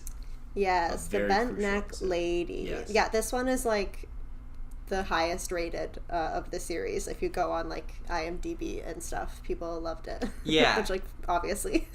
I think for me, this is. I already said Luke's was my favorite like origin episode. I stand by that. I really like this episode for a couple of reasons. One, I think this one feels the most like a horror thing. There are like actual like horror elements in it because of the bent neck lady in particular. But also, this episode is so sad. Yeah. Yeah, It's very it's sad. so It's sad. so impossibly sad.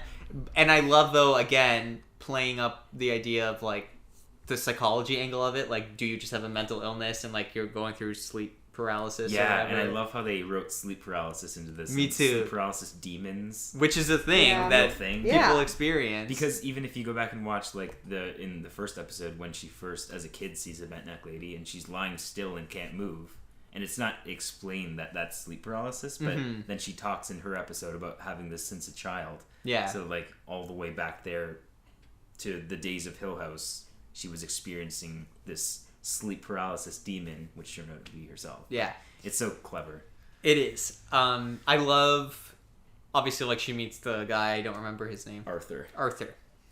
Genuine guy. Shout Genuine, out to just Arthur. good guy Arthur. And of course So he has sad. to die. Of course, because no one good. But I do love, like, the first time they're together and she goes through sleep paralysis. And he, like, helps her out of it, like, helps her stay calm and until she can move and stuff. And so you're like, she's finally It's like conquered the it. perfect partner for her, yeah. Yeah, and then... Because he knows how to do it, because he teaches people Exactly. to get out of it. And it just Yeah, makes match made in heaven. it makes it all that more shitty the next time that happens. And then he has a fucking aneurysm and dies. And Yeah. she's just there staring at the bent neck lady while her, like, perfect partner literally just dies in front of her and there's nothing she can do about it. Yeah. And it's like, it just ruined my life. That was, again, like, after watching this episode, I was like, I just don't want to watch any more of this fucking show. See, this it's is, understandable. like, holy shit. Like, it's so much to deal with. And I also like too though that rather than like they wrote in that it was an aneurysm that killed him, so it again is like it was just a real life thing that you could explain as a ghost, but it wasn't supernatural. No. It's just because the bent neck lady appeared to her at that time, but did it appear to her because she just watched her husband die, or is it the other way around? Yeah. It's really cool. And obviously in the moment we still don't know that she's the bent neck lady. Yeah. So it adds that layer of like, oh Did fuck. the bent what's- neck lady kill my husband? Yeah. Or, Yeah, it's really sad and messed up. yeah. Also, though, in this episode, you see her driving Luke to his oh, newest rehab, Oh, the yeah. one that he's currently in, Oh, that's sad and too. she has That's- to buy yes. him heroin. Yeah, that's what I'm saying. Like, Nell gets the shit end of the stick. Absolutely. She really does. It's even sadder, like, seeing this character who we know is already dead, and these are all flashbacks, and all this shit is happening to her. Yeah. Mm-hmm. But yeah, the scene where she's driving Luke to yet another rehab, because it's very clear that the first one was not his only trip to rehab. Yeah. He's relapsed a couple of times since then, and so he says, before I get in, I need to like get clean by getting high one last time, and then that'll help me come down and whatever. It's he's an addict, so that's expected. But he makes her go buy the drugs for him, which is Yeah. very awkward and sad. And it's like she's walking all the way over there in the rain, and just her older twin brother is making her do this. And Yeah. it's so pathetic. It's so fucked up. Yeah. Yeah, and then, she's just haunted by her demons and goes back to Hill House and dies. And dies. Pretty sad. Yeah. It's pretty sad. Is it in this one where we like oh yeah, it must be. I was gonna say, is it the one where we see her jump off? Yeah. Because then you see her hanging. Yeah. Yeah. So we see that was rough. Yes, but that was rough to watch. I should also mention, up until this episode, it's assumed that she committed suicide, and we kind of find out it Yes. wasn't really that way, because she was being haunted at the house by her mother, Yeah.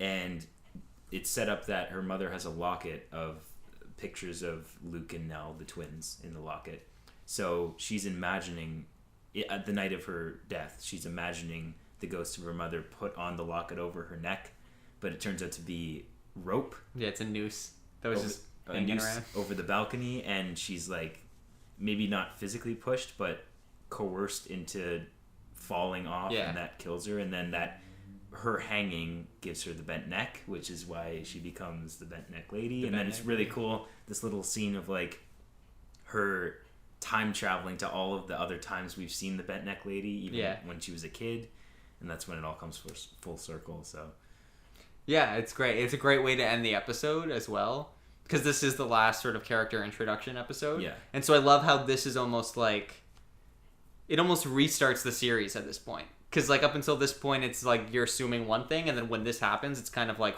such a revelation that going into episode 6, it's like, oh my god, it's almost like it's almost like a season 2 in a way. Because it's like it almost feels like, here's all your background information, now here's the story. Yeah, exactly. it's like the first 5 episodes are Act 1, and then like 6 to 8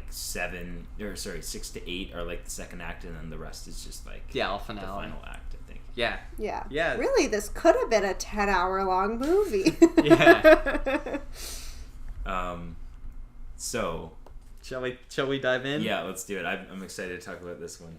I'm excited to hear what you have to say, because in the group chat, Marco compared this episode 6, to a Sorkin-esque drama.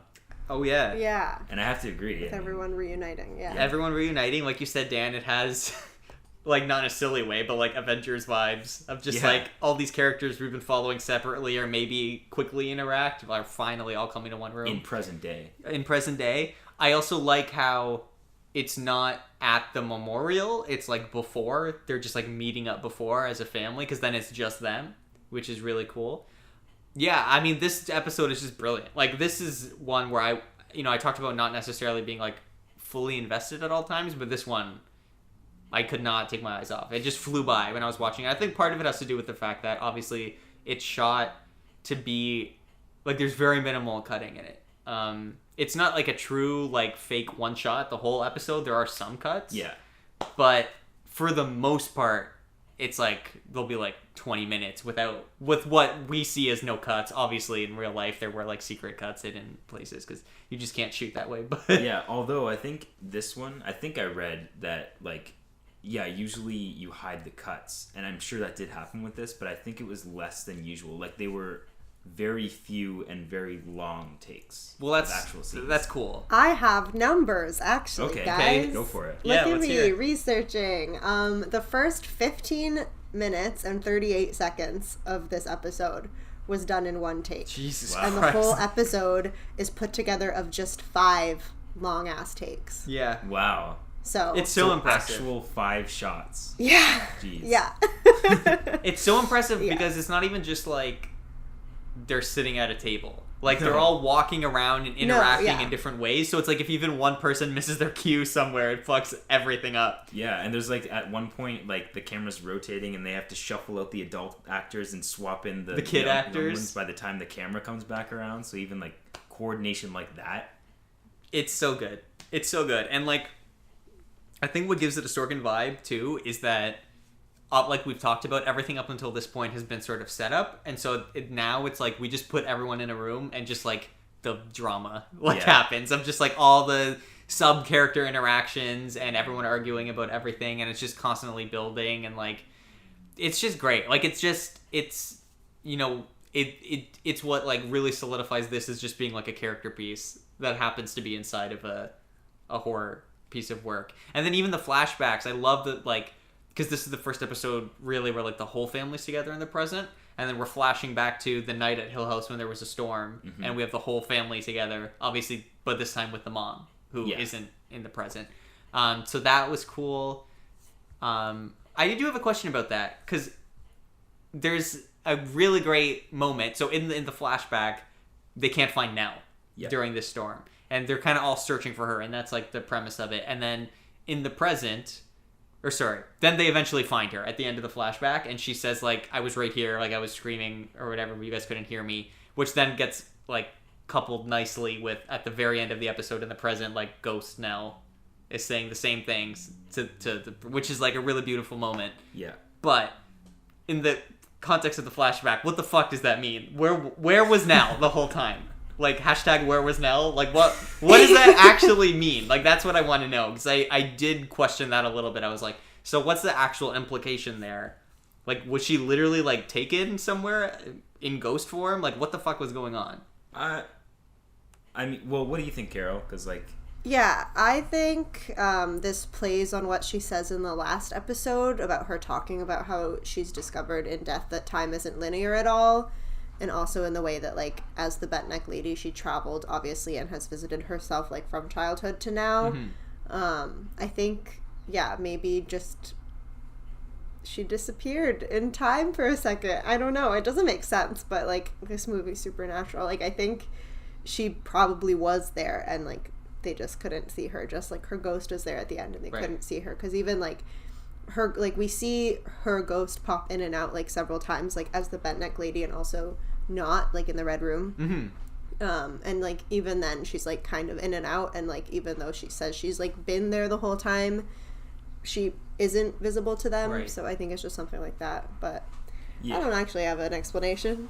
I mean, I also just wouldn't put it past a haunted house to be able to make a group of people not see something. For so sure. I think that's kind of what was going on, and it's mainly just to set up that like symbolic thing of, like, when she was an adult, she was crying out for help and no one was responding. I do think it exists more, literally screening her calls. Literally. Yeah. I think it exists more in that sense, and they didn't think too much about, like, the literal. But I think obviously, like, it being a piece of horror fiction, you can, to your point, just do that. Yeah, because it doesn't matter. It's, like, it's spooky. It's I not don't too know. big of a jump. Yeah, like, it's a haunted house. Who fucking cares? They just couldn't see her for some reason. Also, it's the B plot of the episode. 100%. Yeah. If even, it's like it might even be less than that because there's, like, so much stuff going on. But yeah, I mean, I think this episode's really great.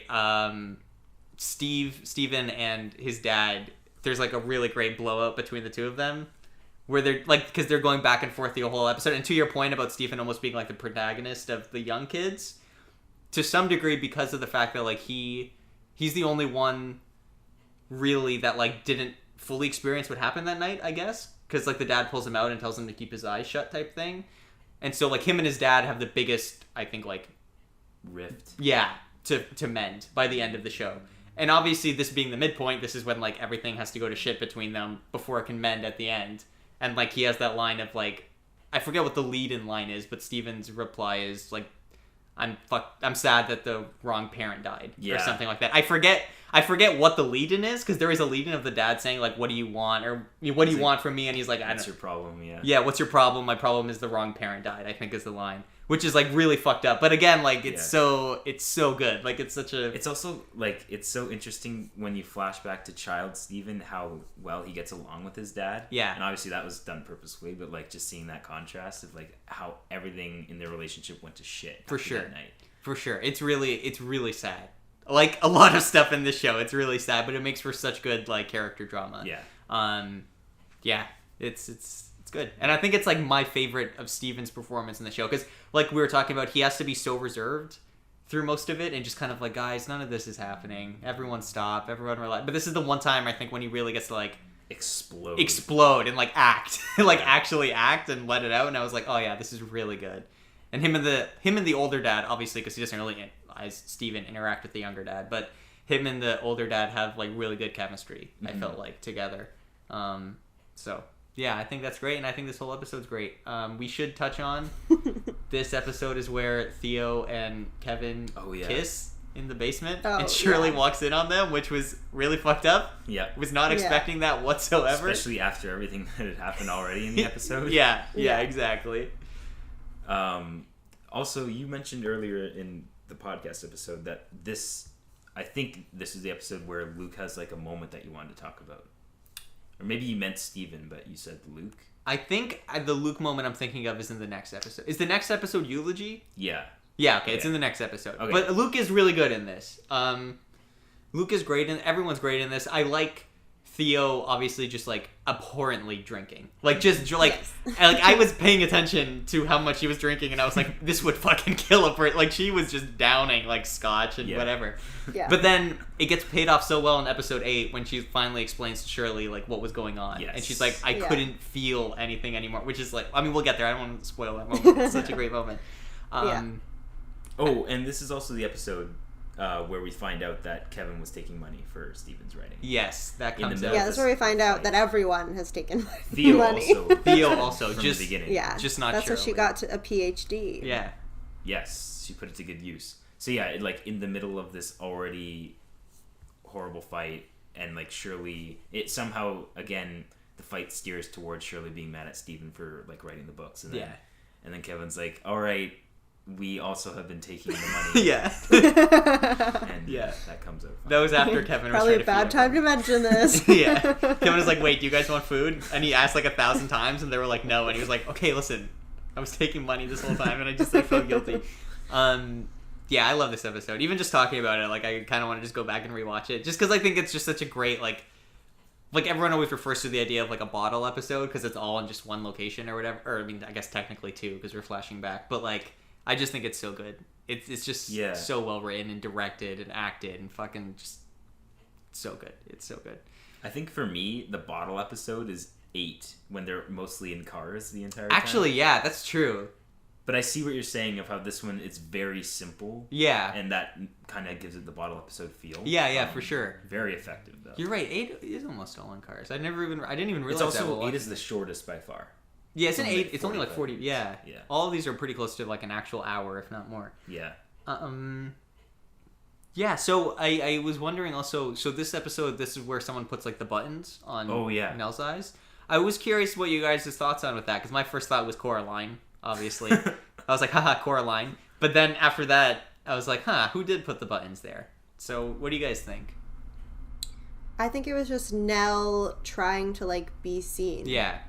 Because you like saw her standing there, and like obviously she was upset that her family was fighting. Yeah. Because it was kind of like as the tensions were rising, like the buttons came, and then as it got worse, like the casket just fully fell, like, you know. So I think her spirit was just trying to stop them from like chewing each other out, and so she maybe thought that the buttons would be a good distraction, and maybe like reaching out specifically to Luke too, because like he's the one who told her when she's nervous to count buttons. So she was always collecting them as a kid, so maybe she thought like Luke would see it and recognize that like it meant that like she was still there or whatever, and like be comforting to him and maybe get like him to calm everyone down or something. But I mean, she should have known her uptight sister Shirley wouldn't be too happy with it.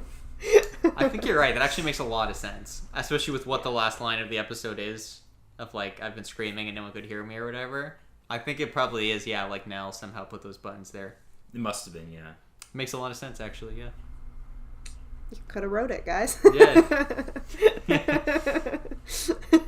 I think this is also one more thing I want to touch on. The episode where we introduce the idea that Hugh is, like, talking to his wife.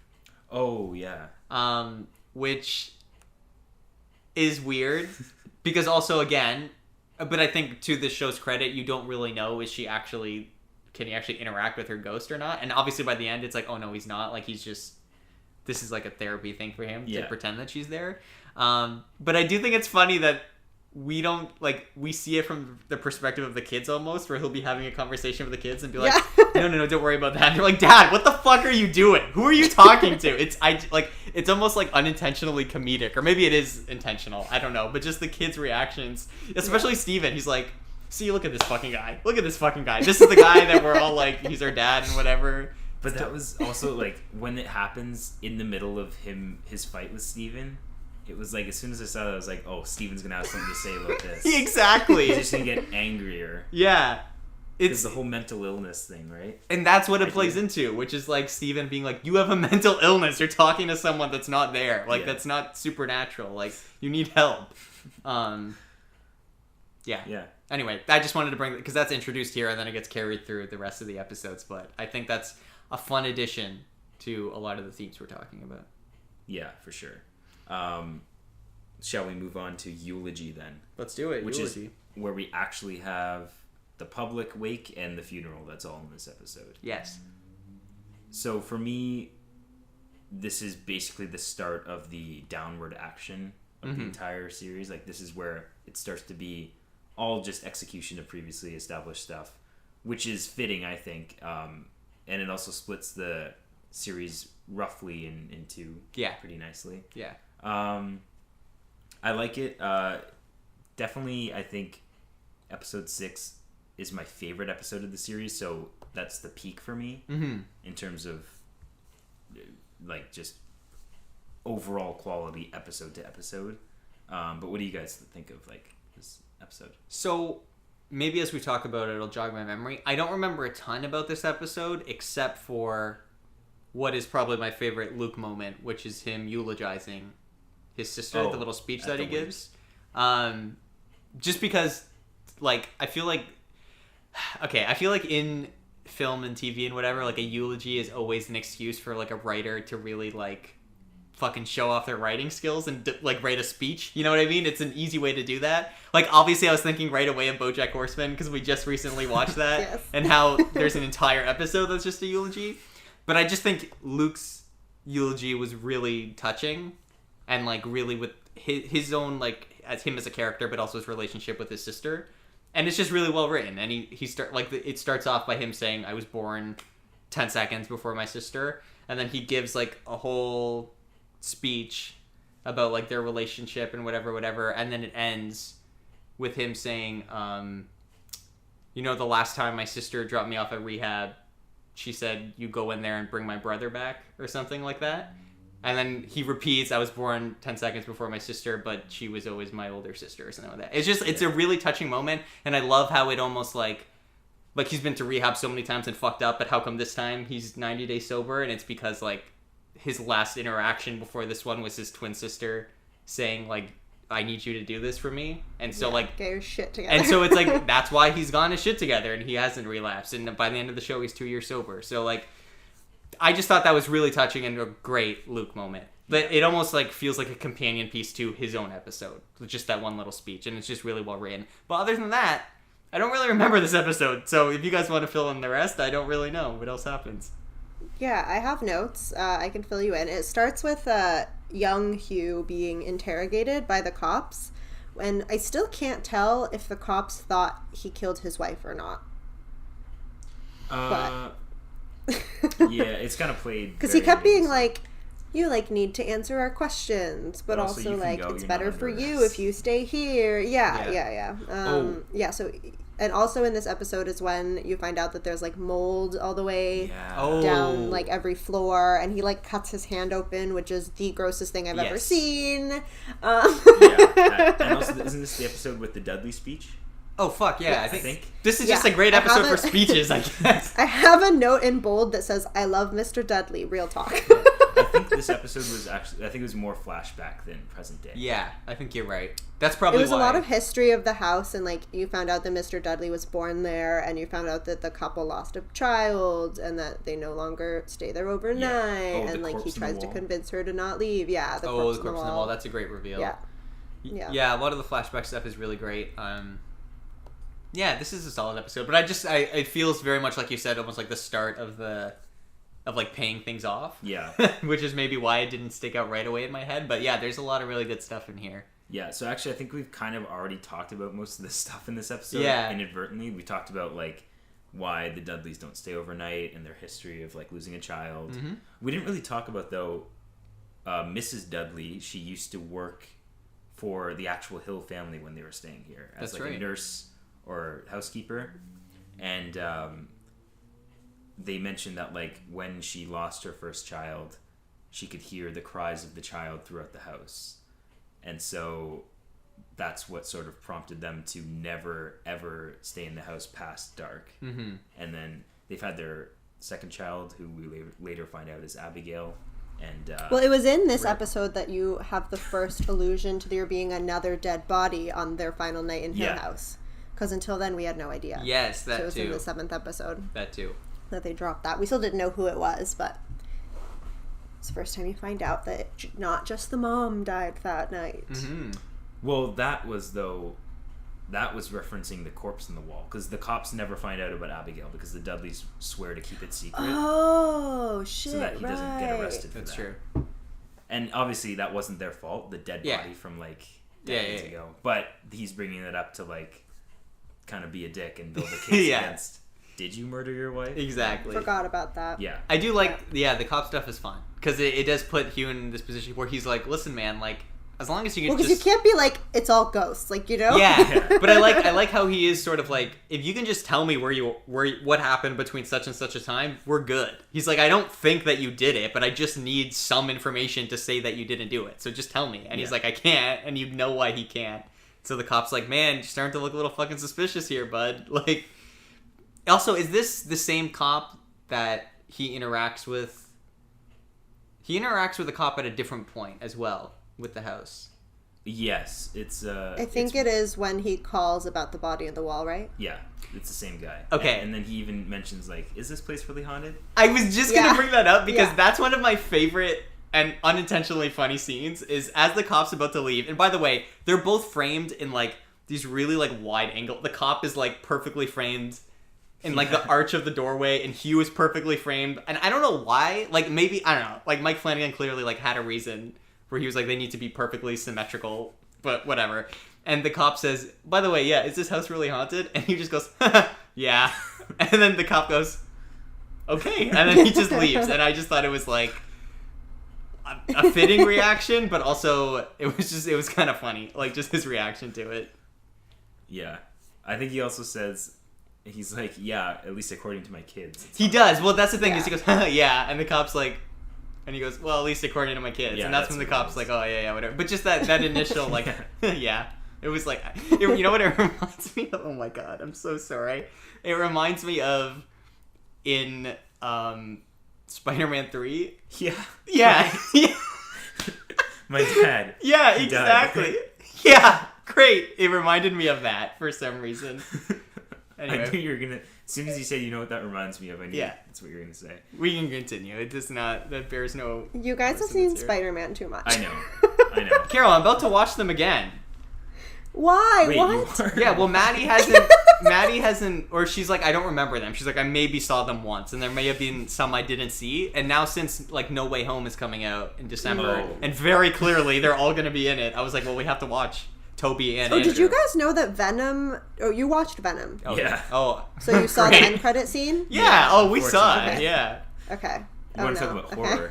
Yeah, that is maybe the most Okay. horrific thing I've seen in the last 2 years is the fucking Venom scene. Because I didn't know it had a No Way Home tie-in end Yeah. credits. Well, it shouldn't have, you know? We were all hoping Well- it would stay separate. We don't know that it's going to be specifically No Way Home, and I'm holding out hope Yeah. that it's just going to be in general and not for this upcoming movie. Yeah, maybe in the future, but hopefully, Hopefully. not in No Way Home, because No Way Home could be good, and I Yeah. don't want Eddie Brock's Venom being Yeah. there.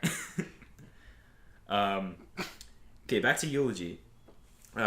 This is also so in this episode, because this is also the funeral episode, right? Mhm. So this is where they're like throwing dirt on the coffin. Yes. And they see the ghosts of Nell and their mom at the coffin, right? Oh yeah, and Luke like gets pulled in. Yeah. Or he's like being pulled in. That was pretty fucked up. Yeah. So Nell is above the coffin. Pretty fucked up. Yeah. Yep. It is fucked up. So Nell is above the coffin, and then in the ground below is where his mother is. Yeah. Yeah. Yeah. But other than that, I think we've touched on like the major parts of this one. So Yeah. Let's move on to episode 8, the driving episode.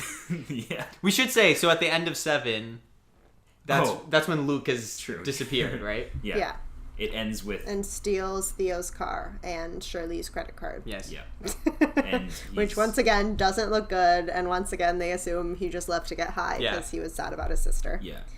But I mean, as a viewer, we all know where he's going even before it's Yeah. revealed. Which leads us to episode 8, which is basically, like we said, it's kind of the bottle episode. It's mostly conversations between characters, which is like Yeah. it's great.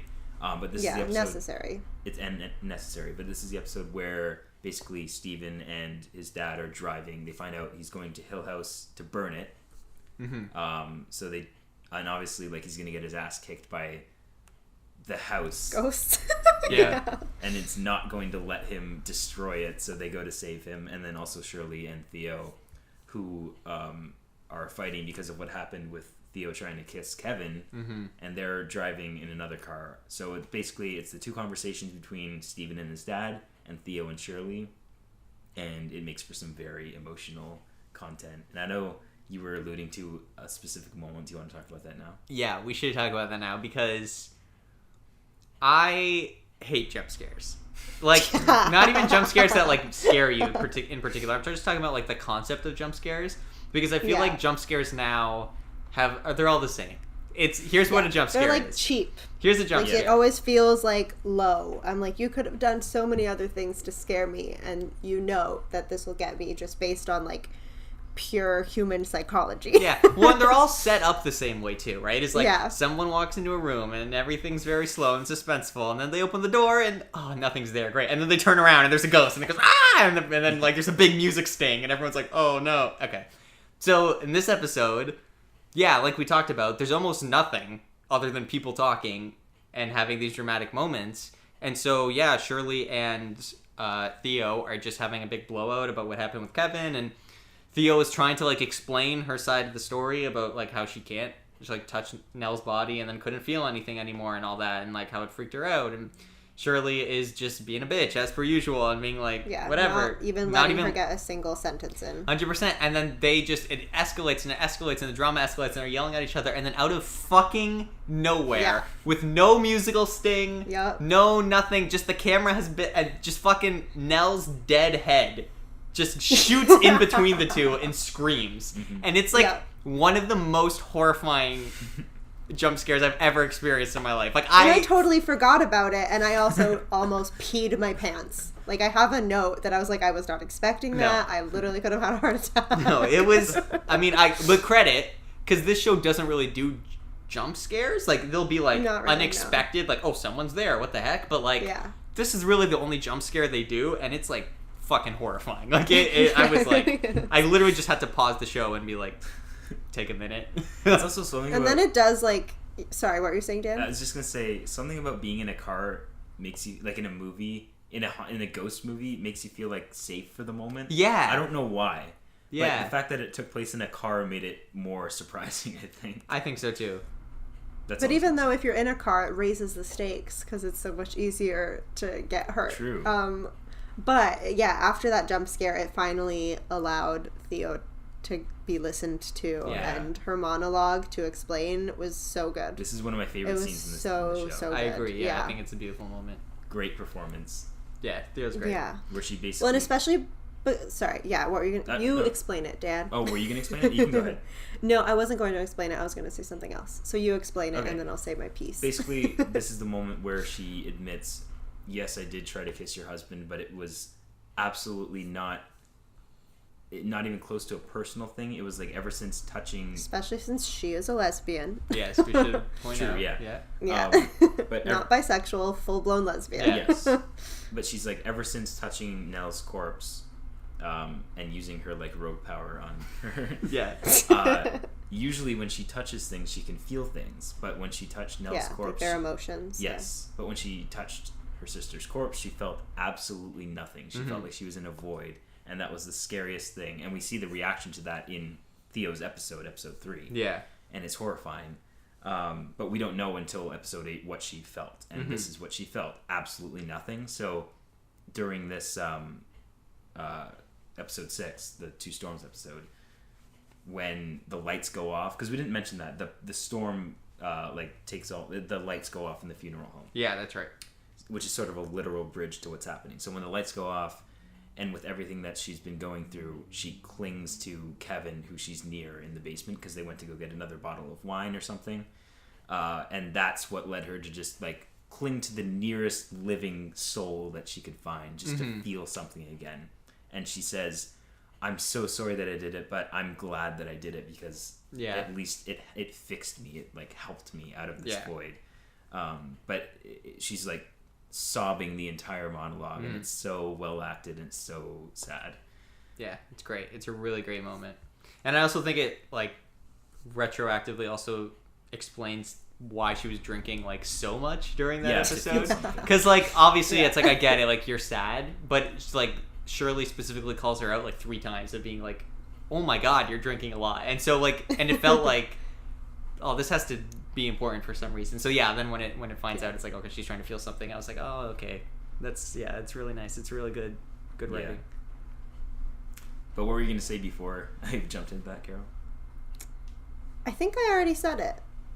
Oh, okay. Yeah. Okay, well, I think we're good. if you didn't, feel Or free I to forgot. edit it in. Yeah. Yeah, so if you remember, just go ahead A little and... voice editing note this from episode. me in the future. Yeah. Yeah, no, I don't remember. I've read through my notes again, and if I did have a thought, it's gone. But I did want to mention, classic me. But I did want to mention, we've talked a lot about Shirley and Nell's conversation in this episode, but can we talk about the fact that Steven got a secret vasectomy right out of college? Yeah. And didn't tell his wife? Yeah. How fucked. Because isn't this... And like is letting her think that they're attempting to have a baby. Yeah. Yeah, I don't remember if it's this episode or the one before where we have the scene of like them at the like sperm doctor or whatever. That's also this It's episode. this, yeah. Okay, and It's at the beginning. we just assume they're having trouble conceiving, but we find out he actually had a vasectomy and did not tell his wife. Which is really fucked up. fucked up. But also, I have to say, like, the way it's framed is he's like, I had a vasectomy and we can never have kids. But then, you know, there is that episode of The Office about, do you know, like, the physical toll that 3 vasectomies takes on a person? And how he, like, and then when I wanted to have kids, who got their vasectomy reversed? And, like, so, like, obviously... I think the implication, I know the implication is like he lied to his wife from the outset of their relationship, for sure, but also like he could just have his vasectomy reversed, could he not? Or is there like a time window on when you can do that? I don't know. I have no idea. Because No, I think he can. It's just fucked that like he lied. Like,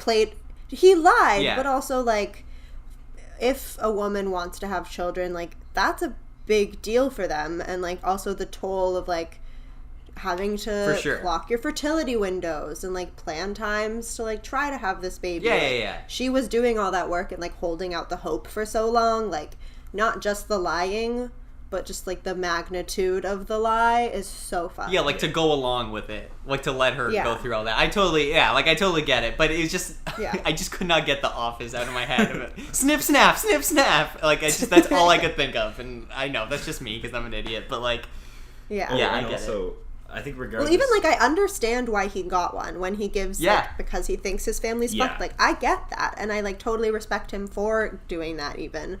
But yeah, just the fact that he like didn't tell her and like would fully pretend that he wanted children For is sure. the worst. Yeah, and regardless of whether or not I think you can undo it, but he does not intend to. Like, no, yeah, Yeah. for sure. He's very much set in his ways that like Yeah. this is mental illness and whatever. I don't want to like, I don't want to bring more children like me and my family into the world. So, Yeah. but yeah, it's pretty fucked up. Because you also like, obviously, this is really the only point where we find out what happened with him and his wife. Like, because throughout the show, like she is very cold towards him, and it's kind of like, oof, like something really fucked up must have happened. And then yeah, once you get to this episode, it's like, okay, I get it. I very much understand like why their relationship is completely destroyed. So Yep. Oh, and this is also the episode where we find out Steven saw a ghost as a kid, but he didn't know. yeah, He sees the clockmaker in the yeah, house who... Yeah, that was a fun explanation because like Yes. any other ghost, he would have still been like, no bullshit. Like you don't know that it wasn't a real person, but There's the proof. fact that yeah, like no, I know the watch wasn't or the clock wasn't touched for this long. Like that was cool. Yeah. I just love that whole scene where the dad like finally lets him have it. Because that's also when the whole treehouse thing, he's like, why would I have built a treehouse? Yeah. He's like, what are you talking about? And yeah, he's like, really? Some guy in overalls and a big fucking mustache was fixing this clock that I know wasn't fixed? Yeah, it's... Yeah, in the middle of us literally just trying to put the house together. Like, Yeah. why would we be Yeah. hiring someone to work on a fucking I love clock? it. I just, because obviously, as we talked about, like, Steven is the second worst sibling out of all of them, and he is kind of a piece of shit. So I loved the dad being like, hey, fuck you. It was really validating to watch Steven have to, like, come to terms with the fact that he's not Yeah. the know-it-all, I'm correct about everything that he thinks he was. And I think it like, sets up really nicely, like, his conclusion at the end with his dad. And, like, understanding, like, Gus's dad's perspective a little bit more. I mean, the fact that he was also literally haunted in episode 10, like, also helps that. But yeah. Yeah. What was I going to say? Oh, not to jump back too far, but we also forgot to talk about in the last episode. So Shirley at the funeral home has like a little model of what their mother designed to eventually be what they call their forever house. Yeah. Because they're constantly moving, and they say they're saving up money to eventually just be able to buy a house and live there forever, which they call the forever house. And Shirley had this little like tiny little model made up of it, and it breaks at the hands of the ghost of their mother at the end of the episode. But it's also cool because in Shirley's episode, we find out that when the kids used to play in the yard, the mom would flash the porch light to signal them to come in. And at the I think it's literally the last shot of Shirley's episode, the model of the house has a porch light that flashes on and off, signaling them to come back to Hill House. And I feel like we just had to mention that. We didn't. I think that's really great. And then I love the dad like saying, I can fix this, and he keeps repeating that. That's a recurring thing. Yeah, I was kind of like, oh, I was trying to think, like, did he say that earlier in the show? But then when you get to the end of the show and he's like holding his wife's dead body and he's saying, I can fix this, it's like, this is so fucked up. Yeah. This poor guy. This is really fucked up. Yeah, I think that's a nice little touch as well. Yep. Also in this episode, and probably like I think the last thing worth talking about, is that in the flashbacks that took place in this episode, it was finally alluded to that, like, yeah, they are trying to get the mom out of the house for a bit because she has been getting worse and worse. And it's in this one that she like breaks the mirror because she like sees her like adult dead kids or whatever. Yeah. Because you find out that she thinks her twins are gonna die, or like they like tell her that's something in a dream. That's episode 9. Is it? Because episode 9 is entirely a flashback episode from her perspective. Yeah. And it's the mom episode. This is where we find. So in episode 8 she punches the mirror, we don't know why. And in episode 9 we find out it's because she sees visions of adult Nell and Luke dead. Yeah. Gotcha. And also in the last episode, I think we forgot to mention, I think it was the last episode, we see in a flashback her holding, what is it? Tools. A wrench? Oh, a screwdriver. That was funny. Not a wrench. Yeah. He's like, you're holding a fucking screwdriver. And she's like, no, I'm not. And he's like, what the fuck? He's like, what the fuck? Yeah, that is funny. And I have to say, like, not to get too far ahead of ourselves, but, you know, obviously we're going to do Goodfellas eventually on the podcast. And this is like a 1-to-1 from a scene from Goodfellas. Really? Yes. Like, there is like, when this scene started, I was like, are they doing Goodfellas? And then, like, it happened, and I was like, oh my, even just, like, the way it's shot, I was like, this is, like, almost shot for shot. Like, the dialogue's different, but, like, the way the scene is shot in Goodfellas. So I'm excited for you guys to see that and be like, oh, this is the Hill House scene. Not with a screwdriver, though. It's with a gun. But, like, it's a very similar scene. So, well, when we get there, we get there. But yeah, so we get that in episode 8. And then in 9, we find out it's because Olivia, the mom, is being haunted by the ghost of Poppy Hill, who was like a Flapper-era woman. I really hate her. Me too. Yeah. But I also hate how she talks, and I hate that she calls them screaming memes, even though that's the title of the episode. I don't know why. The name infuriates me. I find it annoying. And what is a screaming meme? Like a bad dream? You could just say nightmare. Yeah. Nightmare. No, a screaming meme. But Poppy Hill is like haunting Olivia and basically telling her, because Poppy, when she was alive, was insane. Yeah. Like, literally was at an asylum and then let free and just lived at the residence till she got old and died. And also, she was, I think, taken care of in her old age by Mrs. Dudley. Also, because it was so long ago, I don't know if we can know for sure if she was insane or not, because any woman who, like, was depressed or anxious was just labeled as a psychopath and sent to psychiatric hospital. Yes. Yeah. So, we don't actually know. True. But all I'm saying is the show says she's insane. But also, she kind of, like, she acts insane. Yeah. She kind of acts objectively insane. But anyway, she convinces Olivia that the only way to preserve her little baby twins, because they're the youngest, is to kill them. She doesn't word it this way, but to kill them and have them forever be inside Hill House. Yeah. And kill herself along with them so that they can live there forever. She says it's waking them up. Yeah. She doesn't, because she doesn't like the fact that they're growing up and they're going to be out of her lives one day. She's already seeing it start to happen with the other 3 children. So that's basically the reason, like, it's retroactively explaining why Olivia has been kind of losing it throughout all of the flashbacks that we've seen up to now. And it's also why Hugh decides it's best for her to go stay with her sister for a few days. So she does, but she actually, like, halfway there takes a cab back to the house without any of them knowing, and we finally see the fateful night of her taking Nell and Luke up to the Red Room to have a tea party. But it's actually it's filled with rat poison, which is also set up because there's rats in the basement. Yeah. And the dad's using their rat poison. Yep. It's great. The scene's fucked up. Yeah. Because, like, Abigail's a real person, and you think she's a ghost. But... Yes. So also, and she's just like, yeah, you're sure, you come too, strange child. Yeah. Yeah, because that night before she left, Luke asked if Abigail could sleep over. She's like, sure. Yeah. And when thinking it's a ghost. Yeah, everyone's like, real. Luke has a ghost friend. It's fine. No big deal. And then she comes back in the middle of the night, again without anyone knowing, and realizes that Abigail was a real person. She's like, why don't you come join us for a tea party? So they go up to the Red Room. Oh, we haven't mentioned either. The Red Room up until now has been locked, and you cannot, like, there was absolutely no way to enter it.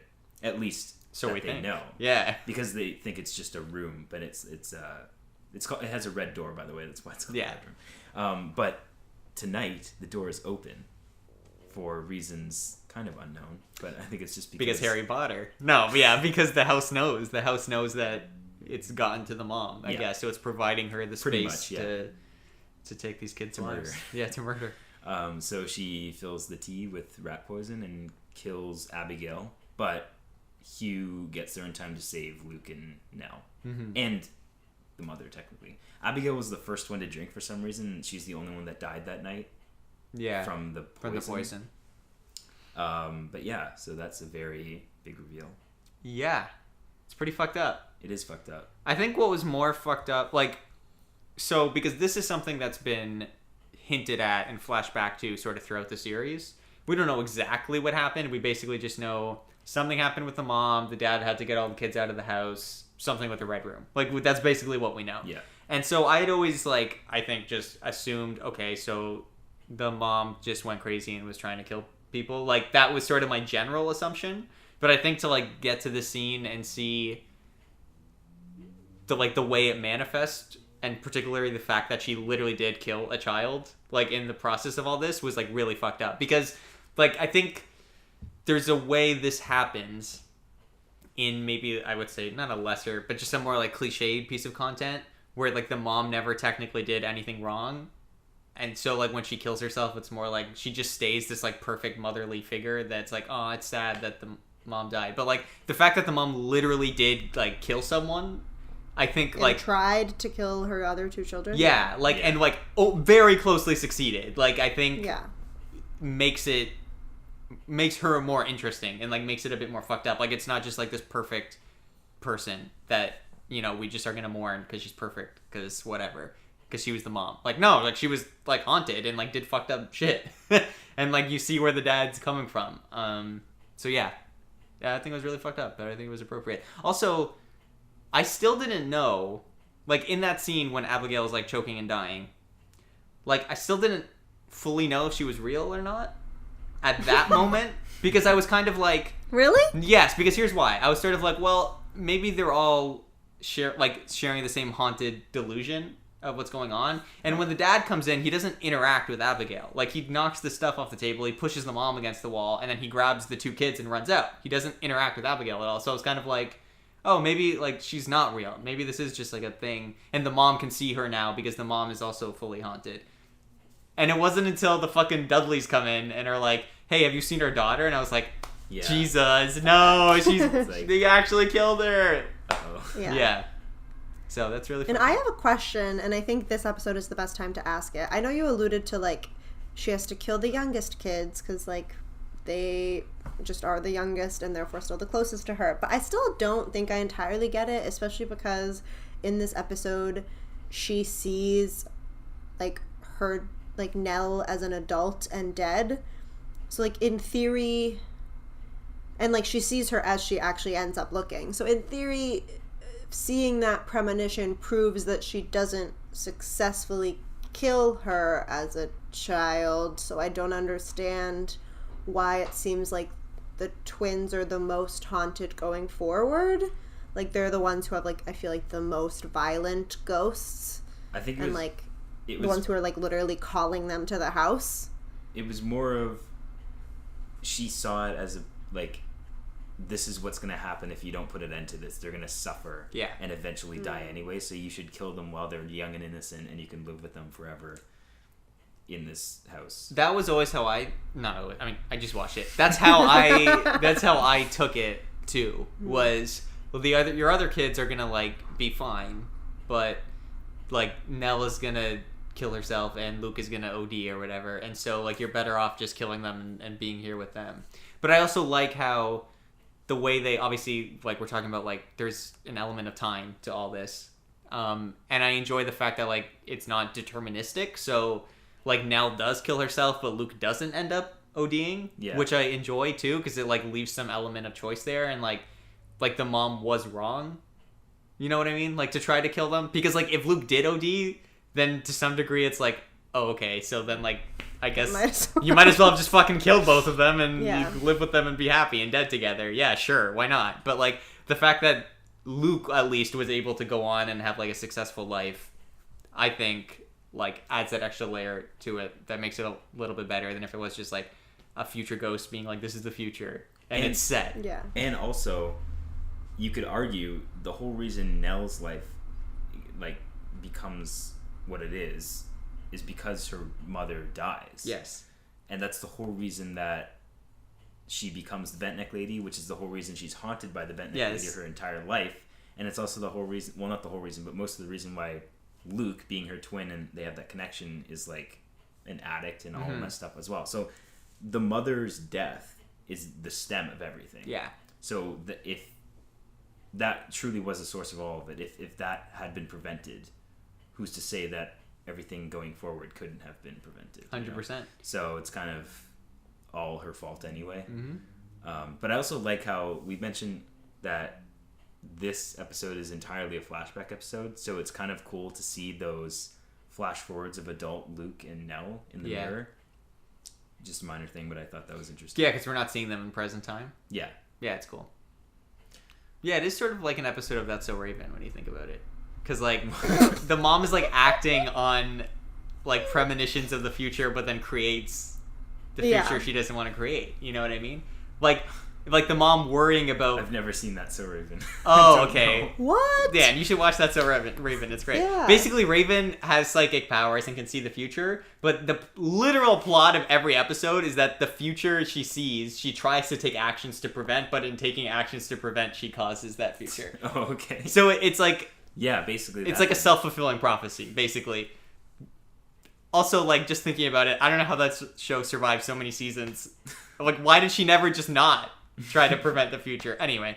But, yeah, so basically, yeah, it's what you said, though. Like, the mom trying to act to stop those things from happening ends up creating the demons for the kids that, you know, drives them to almost, well, in Nell's case, actually die, but in Luke's case, like, almost die, so. Yep. But, yeah, this leads us to episode 10. Yep. Which starts with a fake out. I love this. Yeah. Oh, yeah. I was super confused even rewatching this. It took me a second to remember, like, what was to come. And so I was like, wait. It pays off a couple Because it starts with... Yeah, well, because it starts with Steve, like, just at home, even though the last thing we see is him getting locked in the red room. But it starts with him at home and with his, like, wife, and she's pregnant, and he's writing about him and his dad going back to Hill House and everything that happens in the red room. So I thought it was like a flash forward. But, I mean, things go wrong, and it is quickly proven that it is not a flash forward. It's like the red room just playing with him, and Nell has to snap him out of it. Yeah, so I like how this pays off first of all, him being an author who writes about his experiences. Yep. And Yes. second of all, we see Lee pregnant. Yep. Which is Yeah. an automatic, how is she pregnant if he had a vasectomy? I mean, she could have gotten like a, what's it called? Like a in vitro pregnancy, but still, like, you have to question it when you see it. Mm-hmm. So I like that a lot for sure.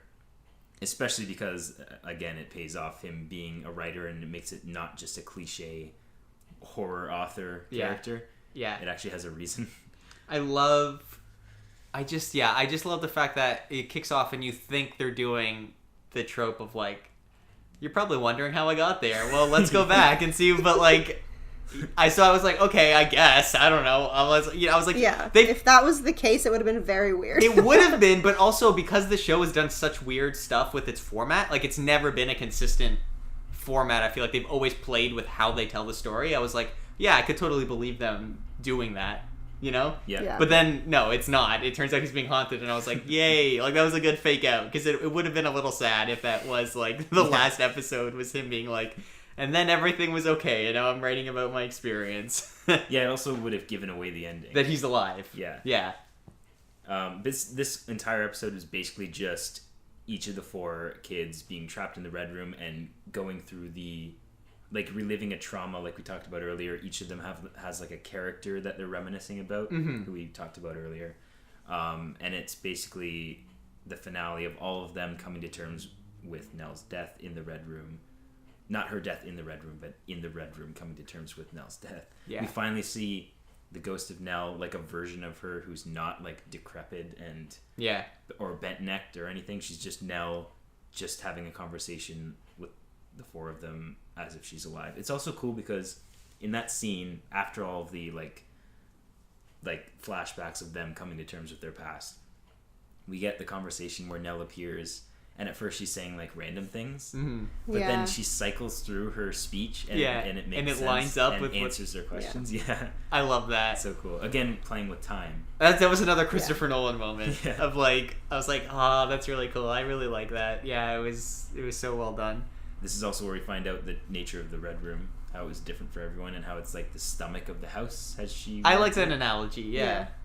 At first she's like, it's well, yeah, because the mom, it plays on how the mom talks about how has houses as a body. Yeah. So there's always has to be a heart and lungs and all the body parts. All the body parts. I'm not gonna name them all. You know them. The femur. What's the femur of the house? Definitely the bathroom. Yeah. But even like the main poster for this series is Nell. It's the bottom half of Nell's face and the top half of the house looking like eyes. Yeah. Which really drives home that the house is like a figure, like not a figure, like a character, an entity. Yeah. So very interesting. I love this scene. I think it's great. I also like how each one of them gets taken out of their like vision, I guess, or like the haunting they're dealing with by Nell showing up. Yeah. And then like basically pulling them out. Oh, because the ghost that puts them into their vision is Poppy Hill. Yes. Yeah. And so Nell takes them all out, and then you have that great moment that you talked about. I think it's well written and it's fun, and I think it explains the Red Room enough. Like, it's still a little vague, but it makes enough sense, right? It's like the room of requirement. It appears different to everyone, and it does that to entice you to go there, so it can like break you down. Yeah. Which I was like, okay, it makes sense. Fair enough. Also, if you need to train a wizard army to fight Voldemort. To fight Voldemort, because Professor Umbridge and the Ministry of Magic doesn't believe Voldemort's back. Yeah. But it's cool. Yeah. That's the bulk of this episode. There was one other thing I wanted to talk about. And then, so the father, Hugh, comes to terms with the fact that he has a conversation with Olivia. This is where we find out that him talking to Olivia, like his whole life since the incident, was not a ghost. That was just in his head. Yeah. She says she has never left the house since she died there. And she's like complaining about how lonely she is. So he comes to terms with the fact that he needs to die there that night and live with her and the ghost of Nell and put her at ease, sort of. Well, and he makes that trade. Yeah, he's like, if you let our kids go, I'll make a promise to you that I'll stay. I'll never break. Yeah. And I also like how, because I think, and I could be wrong, because I watched this over a longer period of time, but I thought earlier in the series, maybe Steve someone brings up like, why is the house even still there type thing, like that their dad still like owns it but hasn't done anything with it. I think that comes up, but then you find out in this episode it's because he made a promise to the Dudleys never to destroy the house so they could visit their daughter. Yeah, and like you said, it's a safe house for ghosts. For ghosts. It's basically a safe house for ghosts, which is like And also, cool. we also find out he wouldn't have been able to destroy it. True. Even if he Evidently wanted not. to, That was a cool yeah. effect. That was a cool effect of him like putting all the gasoline and going to light it on fire, and it just whoosh, it just fizzles out. I was like, oh, spooky. That was cool. Yeah. Oh, and also I like how Hugh is set up to like be taking pills throughout the entire series, and it pays off at the end. He just downs the rest of his pills to like kill himself, and it's revealed as they're helping Luke. So Luke was the first one at the house, obviously, in the present day, and he like was injected with rat poison again to try and like redo. Oh, it was rat poison. I was a little confused about that, I literally have a too. note saying, how did ghosts get heroin? Yeah, I see. I was confused about that too, but I guess that does make sense. It was rat poison. How do ghosts get That makes more sense. I was so confused. Yeah, I think you see the rat poison thing in the room. No, you're definitely right. So Olivia, the ghost of Olivia tried to kill him again, just like all those years ago.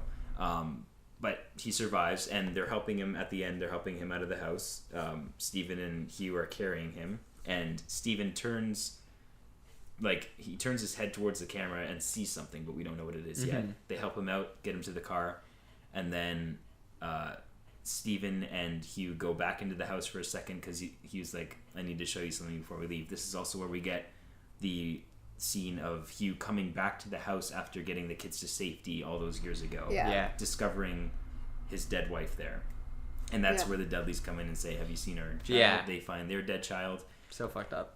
But this is also, it's the reveal of Steve seeing the corpse of his dad in the present day, revealing that he killed himself before the kids got out of the red room, and he is talking to a ghost, like driving home that ghosts exist in this house, and it's not just mental illness. It's cool. He's been having a conversation with a ghost for the past 10 minutes. Yeah.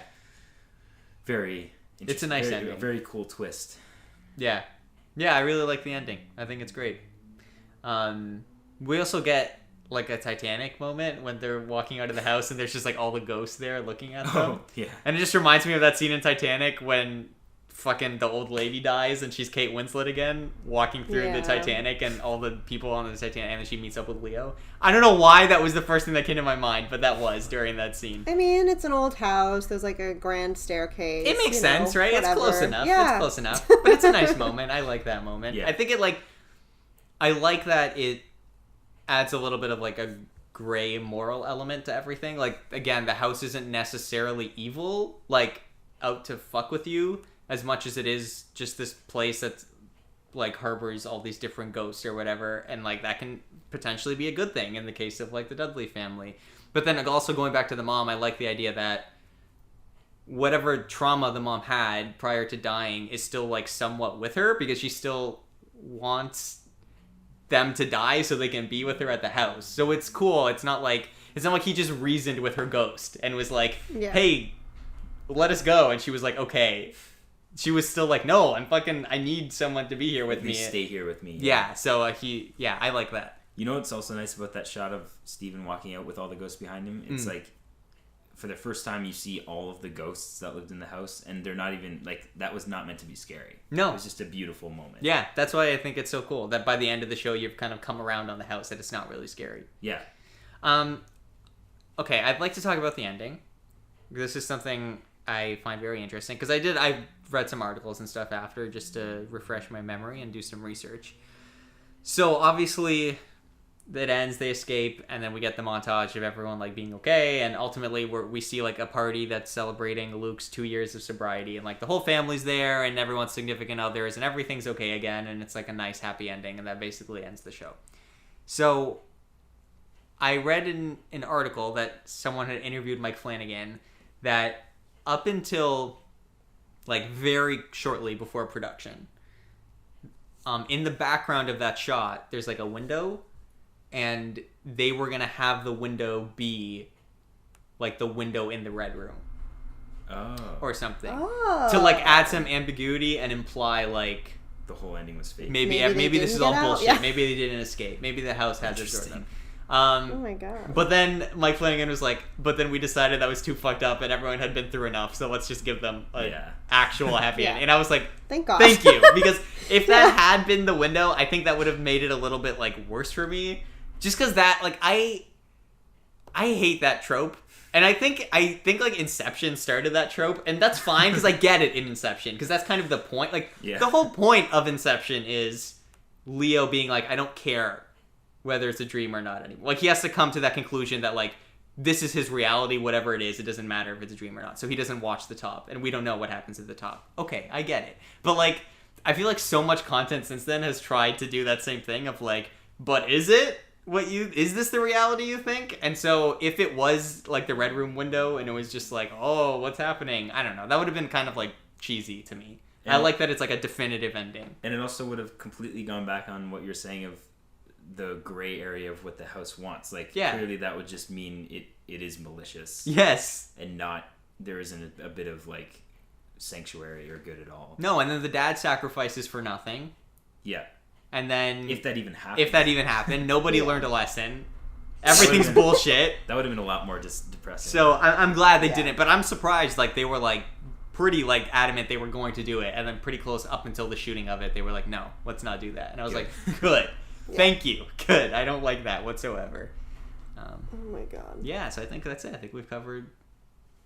Yeah. Do you guys have thoughts? Well, I think we mentioned it already, but one of my favorite moments in the series is towards the end when old Dudley is like rushing his dying wife through the woods. Oh, because at first they're shown from afar, and I thought it was another flashback to young Dudley carrying the corpse of Abigail back to their house across the woods, but you find out he's carrying Mrs. Dudley to die in the house with their daughter. Yeah. And I'm assuming he probably maybe killed himself shortly after just to be able to like die there as well and make sure he was there when he died. It's just a really beautiful moment. He's like, we made it. That's one of my favorite. And then you see her like young with both of their children. Yes, it's very nice. Yeah. It's a very nice. Yeah, both of the children, because she's holding the baby that died young. That passed. Yeah. Rip. Nice. Yeah, it was a good. It's good. That's a good moment. That's one of my favorite moments of the show too. I think. Yeah, good show. Good show. Good show. I also really appreciate, this is just really random, but I like that Theo's Red Room was a dance studio, and in present day she loves to just go clubbing and dance still. Yeah. I just liked that little bit of continuity. Yeah, that's fun. Wasn't it cool too when like we have that scene and there's a bang on the door and you find out it was from earlier when Shirley was banging on the door trying to get in. Yeah, I love that. And I also love the callback to when they're first trying to get into the Red Room and you see like the shadow of feet underneath, and then turns out that was Theo. That was really cool too. I really like that. Awesome. I like how they did that. I will say, so going back to Theo's magical X-Men powers, like at the end of the show when she just takes her gloves off and doesn't wear her gloves anymore because that's her character arc, is that just her like embracing the fact that she's going to feel things? I think so. I think it's not that it went away. I think it's she doesn't care anymore. Yeah, okay. That was my only question. I was sort of like, oh, are they implying it went away, or is it just she's just going to deal with it? Yeah. Okay. She's opening up. Which I guess makes sense because her whole arc is that she was like emotionally distant, and now she has this like partner that like she actually isn't distant with. She's not afraid to feel. Yeah, things. She's not afraid to feel. Okay, makes sense. All right, fair enough. All right, so should we shout out what we're talking about next? Yeah. Oh, sorry. Did you guys have anything else to say about anything relating to This Hill is House? Quentin Tarantino's favorite Netflix series. Hill House? Yeah. I would not have predicted that. Interesting. And that's all I have to say. Why? This is like the least Tarantino. He said with no competition. It's his favorite. Okay, Tarantino, fucking relax. Jeez. Jesus Christ, Quentin. Actually, I guess one more thing I'll say is go watch Midnight Mass. Okay. If you're someone who liked Hill House, you will almost definitely like Midnight Mass. Also, it's really short, so it's an easy watch. Good. Yeah. And also, I recommend Bly Manor because it's a very different vibe, but it does still play with the like moving through time trope, and the performances are still really good, but this one has more romance, which Yeah. obviously was my favorite part. Nice. I would say I recommend it. I recommend anything that Mike Flanagan has done. I haven't seen Bly Manor or Midnight Mass, but obviously like seen Gerald's Game and Doctor Sleep, and so far he's no misses for me. I mean, everything he does is quality content. Even if like, again, like with this, I said like didn't necessarily feel compelled to watch every next episode after, but it's all still really good. Like, don't really have anything bad to say about it. So I would, if his name is attached, it's probably a sign of quality. I would recommend. Have you guys seen? Oh, also, sorry. Go ahead. I'm gonna say my one thing. In Gerald's Game, the mother from Hill House was in it Yes. as the main character, and the person who played adult Theo played her mother in Gerald's Game in Flashbacks. Oh, Yeah. really? So an age switch. That's And fun. The father, Elliot, not Elliot, Hugh, For E.T. Kid? E.T. Kid played her father in a flashback. The Creep Father? Yeah. Oh, weird. Man, Mike Flanagan just does not want to Yeah. recast. Yeah. He's like, if I... So what were you gonna say, Dan? Before I cut you off? Oh, I was gonna say, have you guys seen Hush? Yes. No, I Also only Mike know Flanagan. Batman Hush. Yeah, not Batman. Not Batman Hush, though. No, I haven't seen It's Mike Flanagan. It's one of his earlier works. It's a really simple. It's okay. You know, Don't Breathe, right? Yeah, It's like that. but good? You I know, mean, Don't Breathe. No, Don't Breathe is fine. Don't Breathe is fine. It's like that, except this one, the protagonist is deaf. Oh. So the antagonist who Don't Breathe is blind, and that's the whole gimmick of like having to navigate a house Yeah. of a blind person. But this one, the protagonist is deaf, and she has her house broken into, and she's like stopped. You know what? I've heard about this. It's really cool. Yeah. It's pretty simple, but it's Okay. like a really good. It's give it a watch. more traditional horror than something like Hill House. Yeah. But Mike Flanagan really good. Also, he did Oculus. I don't know if you guys. Oh, have seen I it. remember when that movie seen. came out, but I didn't see it. I saw it a long time ago. I definitely need to rewatch it. But there's some cool jumping through. It's very flashback heavy like this. Mm-hmm. A lot of jumping through time. I remember it being an interesting story. So yeah, he's great. I like that Mike Flanagan is literally just the Christopher Nolan of horror. Or yeah, He just always has these weird elements to it to like take it a step beyond whatever it is. But pretty much. that's cool. He also Christopher Nolan uses mostly the same cast and everything too. That's true. So he True. basically is Christopher Michael Caine, Nolan. Yeah. everything. Cillian Murphy. Yeah. Yeah. All right. So, do we want to announce? Yeah. So, we've been talking about this for a little while. We may have even talked about it on previous episodes.